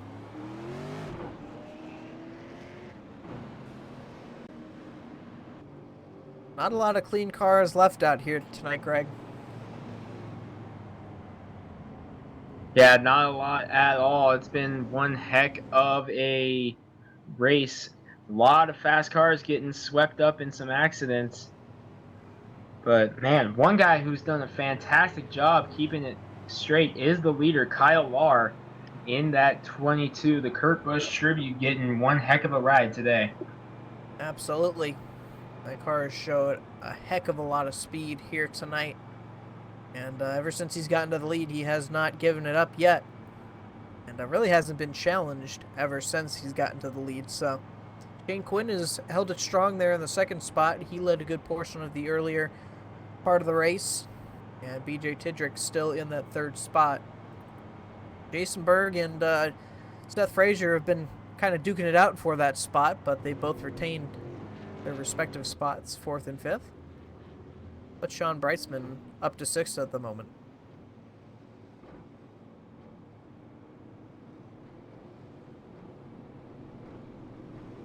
So closing in on 2/3 of the way, Shane Quinn led pretty much the first 65 laps before Kyle Lahr got the lead, and since then it's been the Kyle Lahr show the whole way. Absolutely. See, the lights are still on, but gonna be going green. I'd have to imagine 50 laps to go, so it's gonna give us a relatively short little sprint to the end. Really excited to see what's in store for us in that last little stint, the last third of the race. It was a 150 lap event here tonight, the MountainView Polaris 150 for the iRacing Northwest Tour, presented by Joe's Racing Products.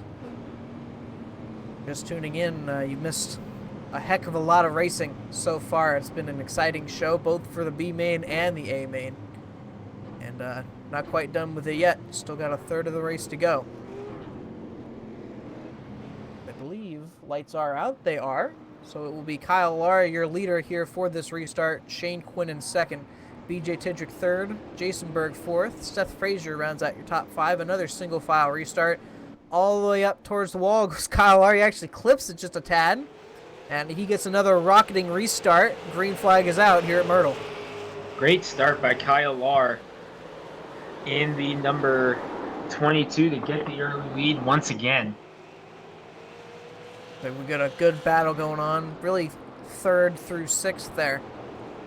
BJ Tidrick didn't quite get the best restart. Jason Berg all over the rear bumper. That 72 at the moment will go to the inside into turn number 1. And this might be his best shot at getting that spot. Gonna be side by side down the back straightaway. It looks like he can get into the corner really well. Just can't complete the pass. Exiting 2. It will be BJ Tidrick who gets the run out of corner number 4. But Berg fighting back. Here comes Sean Breitzman in the 46, making some headway though. He's through the B main. He was the provisional transfer, and he is making his way up through the field late. And this might be the first time we've seen a Jason Berg finally gets that spot. No, he does not. Okay, BJ Tidrick does. No, he's fighting back. I didn't think that he'd be able to clear him quite yet, and he will not. They're going to be side by side down the front stretch. Maybe no. But Jason Berg will finally get that spot away from the 72, moving him up into 3rd, and it was quite the hard-fought battle there for the longest time. Oh, Breitzman got loose in the 46 card. As we were watching Seth Fraser, he got really loose there off turn number 2. Made the great save, but boy, on Breitzman with a big save there. Taking a look now, Nick Bellamy going to work on the 36 of Bruce Weaver. Oh, one car slow. I believe that was Josh Robinson in the 47. Yes, slow, still green. I believe he just came off of pit road and was possibly trying to find an opening, yet he's back up to speed. I don't think he wanted to come up on the track abruptly like that, but he just did exit pit road. The battle going on there. Breitzman again loose, not quite as bad that time, but again he got loose, but I think Fraser caught the wall, so neither really lost ground to the other one. Definitely looks like it could be the best battle on the track at the moment. You can see Sean Breitzman is having a fight with that 46 car right now. That car obviously not to his liking at the moment, and obviously don't want to turn right like he is there. And it almost did look like that car was straight off the corner, and obviously the wheel confirms that. That time he was able to do it, as it looked like Fraser caught the wall again in the 0-2. Really close to that inside wall was the 46 of Sean Breitzman there. It's about as close as you can get to the inside wall without actually touching the wall. There, it looked like Nick Bellamy was the inside of the 53, just behind that, but that battle has subsided for the moment, and doesn't really look like Breitzman can really do anything with that car at the moment. I'm noticing that he's really entering the corner really early, not quite getting the same arc that the 0-2 of Seth Fraser is.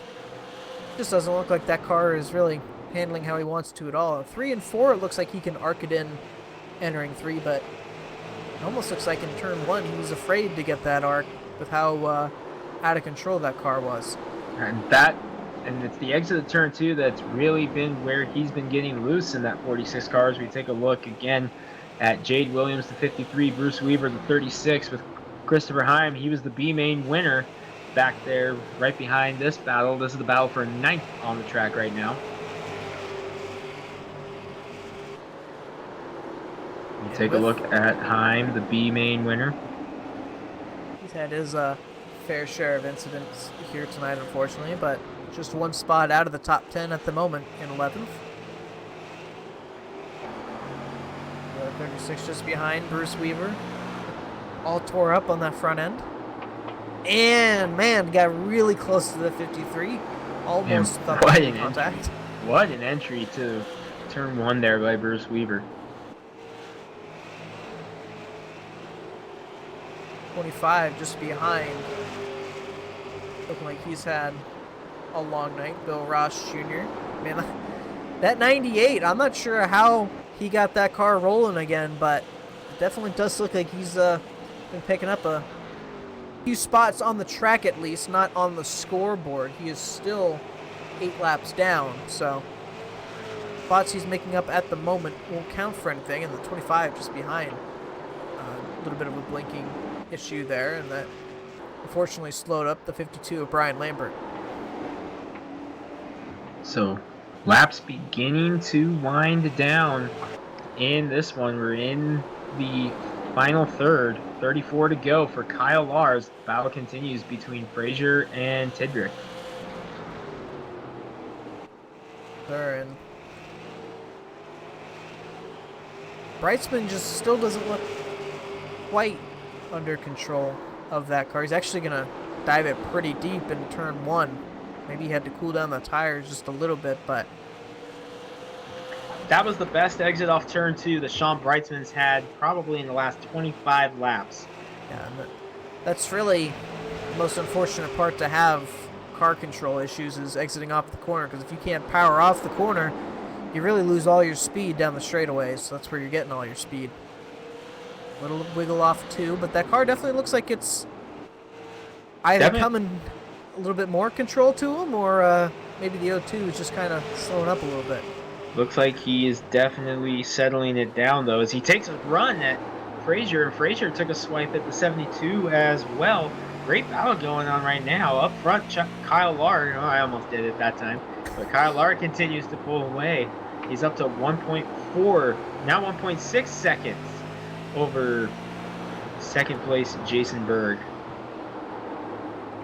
Oh, Shane Quinn's still in second, sorry. And that 22 does look like he has some lap traffic ahead of him. Not a huge cluster, but I do see the 2 of Josh Beal in front of him. There was another car not too far ahead, so he will have to deal with these cars eventually, but he's fortunate in the fact that it doesn't look like there's a huge cluster of them. Josh Robinson just ahead of that 2 as well, so. Taking a look at Breitzman. Now we take a look at Kyle Lars. He tries to work his way through traffic, trying to get around the 22 of Josh Beal. Boy, that 22 car, I don't think there's... I mean, he has done a fantastic job keeping that thing clean tonight. Oh, someone spun around. The 51 of Christopher Hine, no, the 20 of Nicholas Bellamy. Around in Bellamy 3. gets it going. We're under yellow, 27 to go.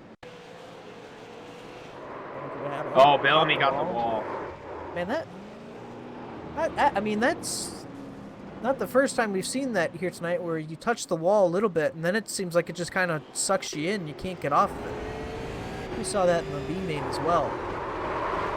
Obviously, he got that wall a little bit harder than usual, but simple spin there and kept it going. But iRacing called the caution there. So Kyle Lar going to have to do it one more time. And Shane Quinn behind him. At least one more time. We still have quite a bit of racing to go. Still a lot of opportunities for restarts. But he's been flawless on restarts as well. And that's really the trend that the leader has had. He gets to control restarts. And besides one or two exceptions so far this season, Greg, that leader has just been so solid on the initial restarts. It's been really, like you mentioned, it's been the case of just who has control on the restarts, and Kyle Lar and Shane Quinn both pretty much having identical restarts as a few cars pull into the pits. But man, whoever is in charge of the restart just is able to just get such a big jump on the initial start. It's been great. Or it's been great if you have the lead. It's not so great if you're second. Yes, and in second is Shane Quinn. He got a little bit better restart. That last one, 2 restarts ago, he absolutely just got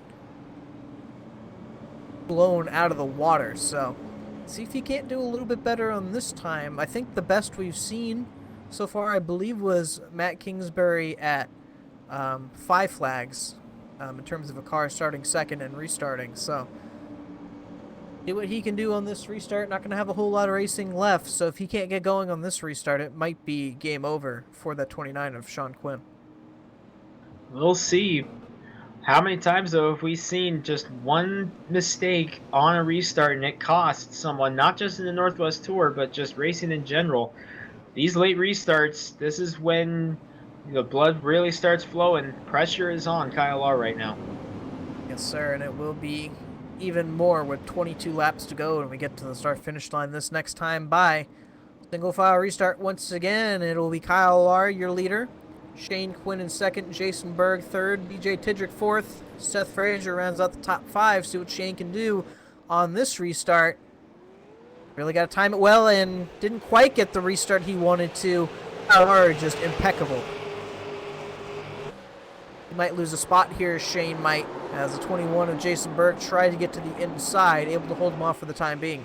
Man, what a run Jason Berg got there, but he got just a hair loose off turn number 2. That allows Shane Quinn to shut the door for now, but Berg coming fighting back. It almost looked like Shane gained a little bit of time back on Kyle Larr there, but that 21 all over the rear bumper at the moment of that 29.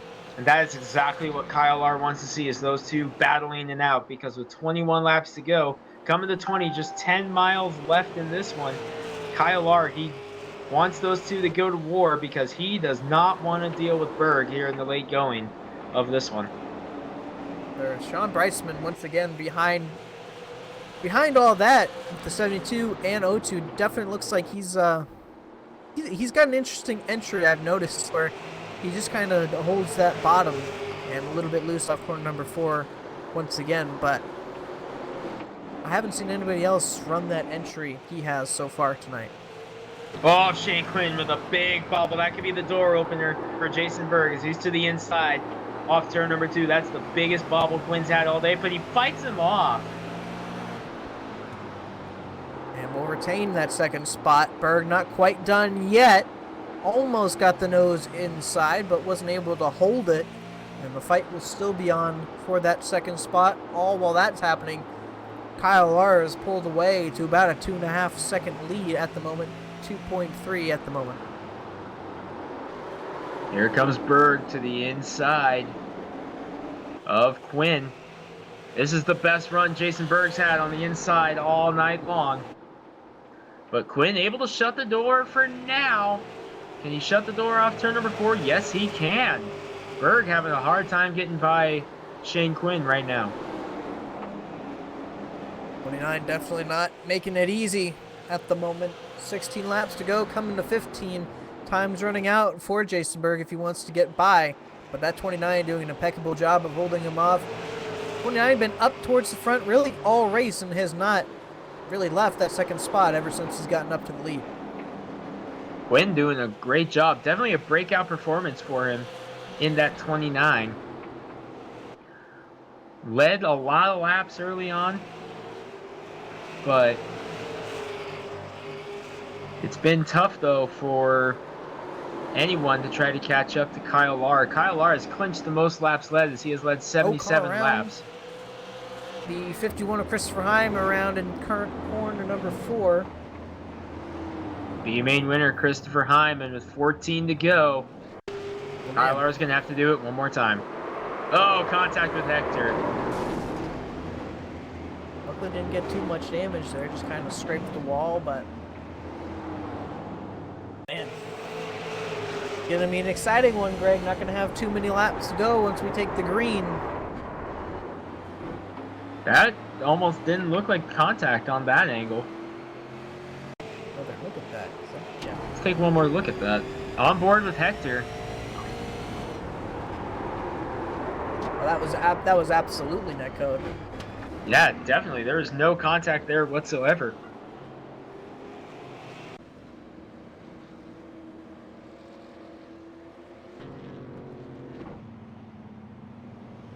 He's actually been disqualified tonight, Bart Hector was, and in my honest opinion, that's kind of unfortunate. He had really nothing to do about that one. That was all net code, but Seth Fraser making the call on that one and really didn't have any look at that, so unfortunate for Bart Hector Jr. tonight.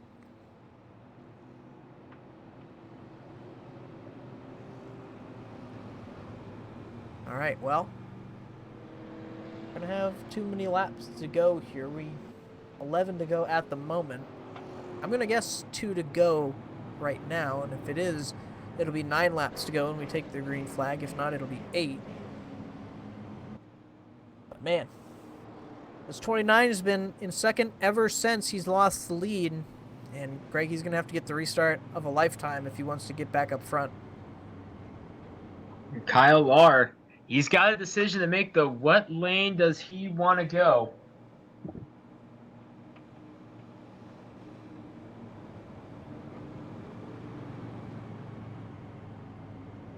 Right, gonna see. Lights are still on, so it'll be 8 laps to go when we take the green flag. Leader still is Kyle Larr. Shane Quinn still in second. Jason Berg in third, not able to make the pass on the 29. BJ Tidrick in fourth. Seth Fraser rounds out your top 5. Then it's Sean Breitzman, who's been handling or dealing with an ill-handling race car, in 6th. James Paulson 7th. Jade Williams in 8th. Bruce Weaver 9th. And Travis McKinney rounds out your top 10.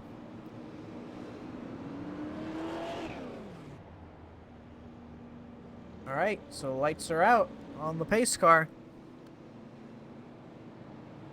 Like it'll be a single file restart. And this 29 is going to have to match this 22 if he wants to have a shot at the win. I'd have to believe he has not been able to do anything on these restarts, and it'll only be 8 laps of racing under green flag conditions at the most.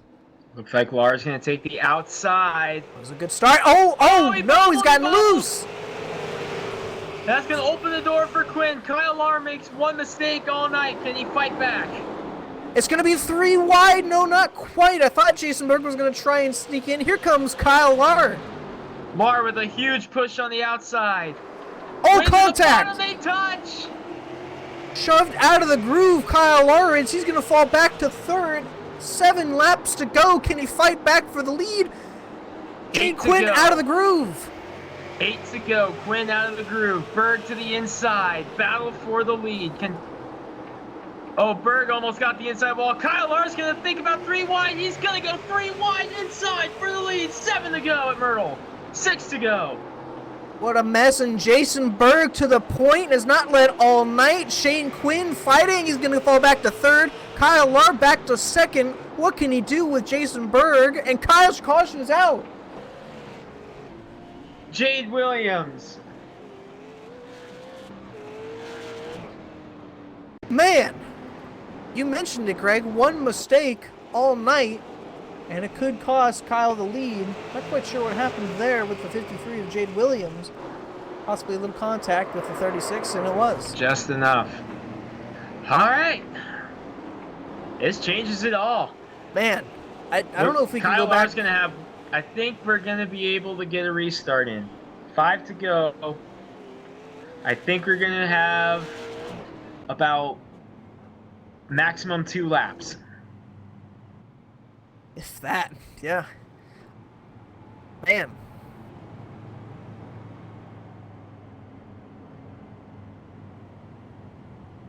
Well, maybe we should wait on Jason. He's got...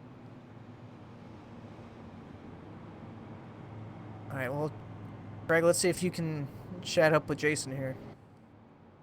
Hey, Jason Berg, Greg Rentz in the tower. Got a copy. Yeah, I got you. Oh, man. Looks like you just lucked yourself into a pretty position, but looks like we're still going to have 1 more to go. Man, what happened there? It looked like the 29 just kind of blew the corner out a little bit and got into Kyle, and they moved up, and I was able to go underneath him.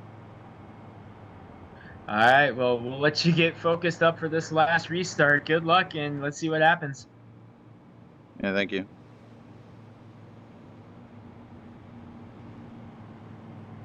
Man. Alright, so if the lights don't go off this time, the race will be over.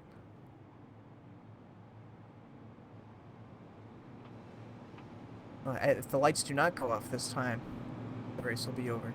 Let's see what happens. Lights are on. This race is over. This race is over. Jason Berg's going to get the win. Man, you really have to feel for Kyle R there. Made one mistake all night, and it's going to cost him the victory. But you can't overlook the car that he had tonight, the speed he had, the moves he made. An incredible run for Kyle R here tonight in that 22. Tough break for Kyle R, though. But Jason Berg's going to get the white flag, and he's going to... Let's face it, Jason Berg's going to steal one tonight. He absolutely is, but it was not made easy for him. He took an EOL here tonight. I'm not sure we documented that at all, but he took an EOL, had to start from the back, worked his way all the way up towards the front.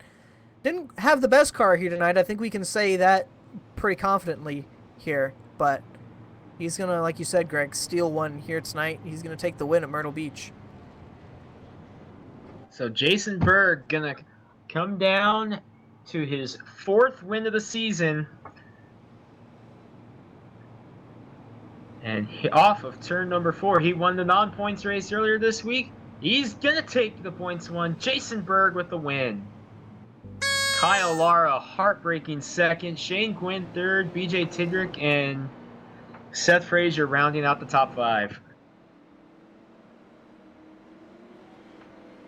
Yes, has to be a tough one for Kyle to swallow, but the one thing he has to look forward to, should he get more starts here, he definitely has speed, and he's definitely got a lot of races left that he can possibly get poles in, dominate in. He's definitely got a lot more time to get that first one. So there you see our top 3.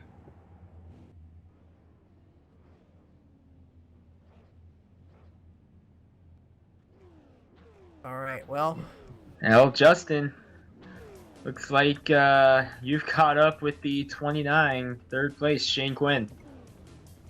Yes, sir. Shane Quinn, 3Y TV, do you have a copy? Hey, no one wants to talk to us tonight. Shane Quinn, 3Y TV, do you have a copy there, my friend? Yes, I do. How you guys? Oh, we're pretty good. Well, you led an early portion of that race, and up front, really, for all of it, seemed like a pretty good night. Unfortunately, come home in 3rd. I'm sure you wanted to get higher than that, but overall, have to imagine it's a pretty solid race for you. I know, man. I burned my tires off a little too quick, I think, and then didn't have anything for the 22. And then at the end of the race there, he got all sideways on the start and took the inside, and car just didn't stick, unfortunately. But had a good time. Yes, sir. Definitely looked like it. And I have to imagine up there all night has to be a whole lot of fun. But yeah, you mentioned it. The 22 made really his only mistake all night, and it gave you a shot at it. Did you think you had it there pretty at that last restart? Oh yeah, if you noticed all 3 restarts, probably the last 3 going into turn 1, my car was just plowing up the track, and my front tires are probably burned up, and I thought it would stick, and it didn't. It took him out of the race a little bit, and Berg got up in there. Yes, sir. Well, either way, a very good night for you, up in the top 3 all night. Before we let you go, do you have any sponsors or any friends, family that you want to thank for this effort tonight? I just want to thank everybody running this. Had a good time. I've been having a great time every weekend I come here and do this, and that'd be about it, man. Thank you guys. Hope you guys had a good time watching it. Oh, yes, sir. It was a great race to watch up here in the booth. Congratulations on the 3rd place here tonight, and we wish you the best of luck in, I think it's like 2 weeks. Yeah, something like that. All right, congratulations, and hope to see you again soon, Shane. Thank you.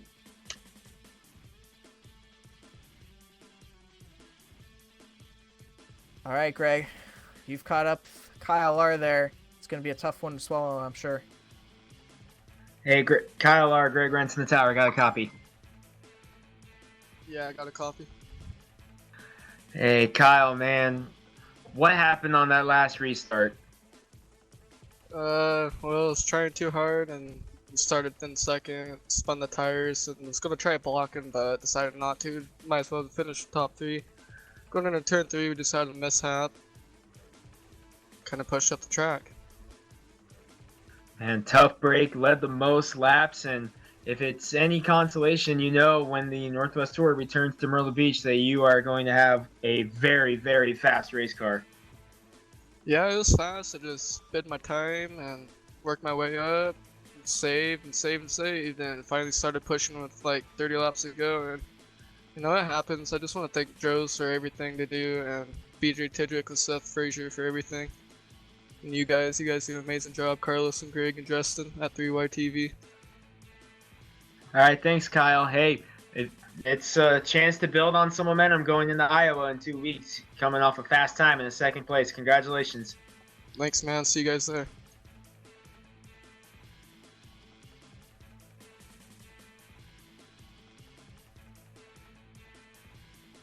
And Justin, you've caught up with race winner number 4 on the year for Jason Berg. Yes, sir. Jason Berg, you got a copy? Yeah, I got you.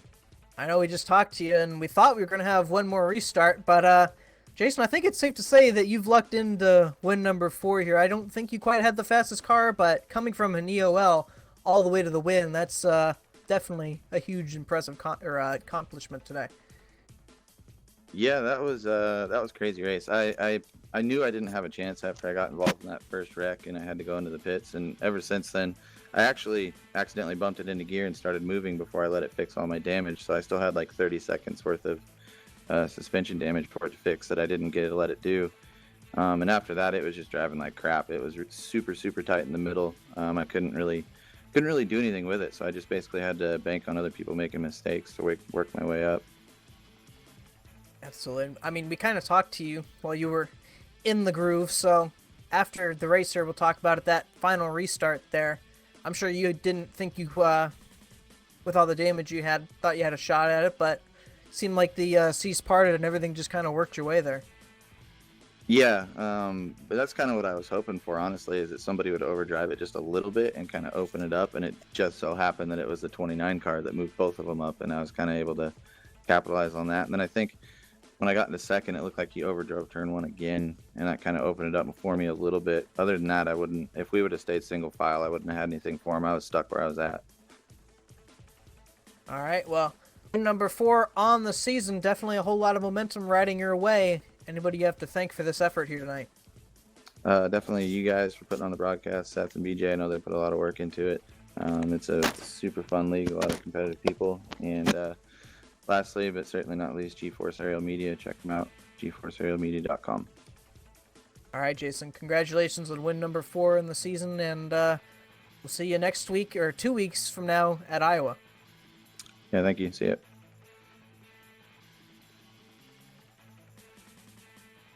All right. Well, Greg, what a race we saw here tonight. Unfortunately, like we said, the one mistake that 22 makes costs him the win, but again, nothing to hold his head about. Has a lot of momentum heading his way there in that 22. And Kyle Larr with a breakout performance tonight. We take a look at the results. Jason Berg, win number 4. Kyle Larr, second. Shane Quinn rounds out the podium, his first podium of the year. BJ Tidricks and Seth Fraser round out the top 5. Then it'll be Sean Breitzman with a ill-handling race car comes home in the 6th spot. James Paulson in 7th.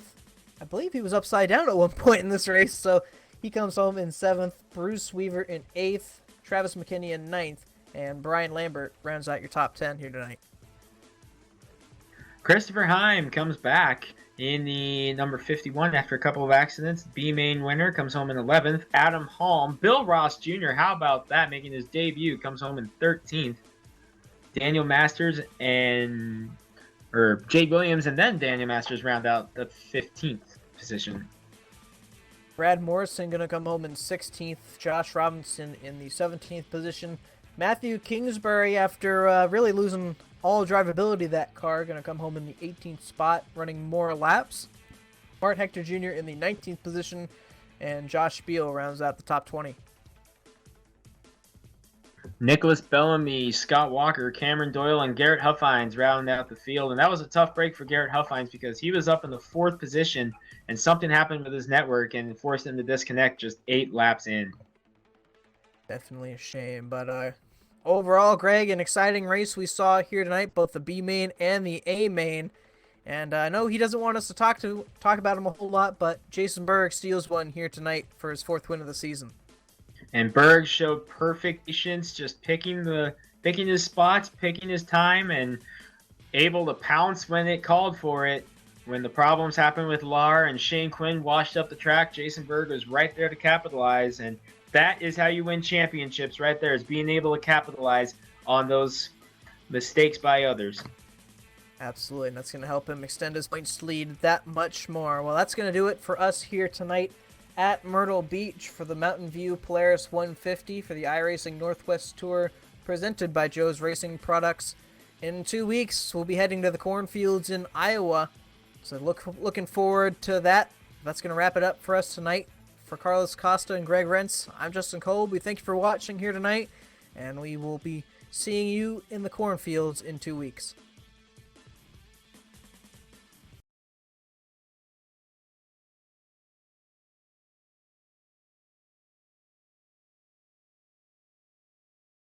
All winter long. Tired of your old lady complaining about this and that? Let's give her something to complain about. Come on down and see us here at MountainView Polaris. We got a great selection on side-by-sides,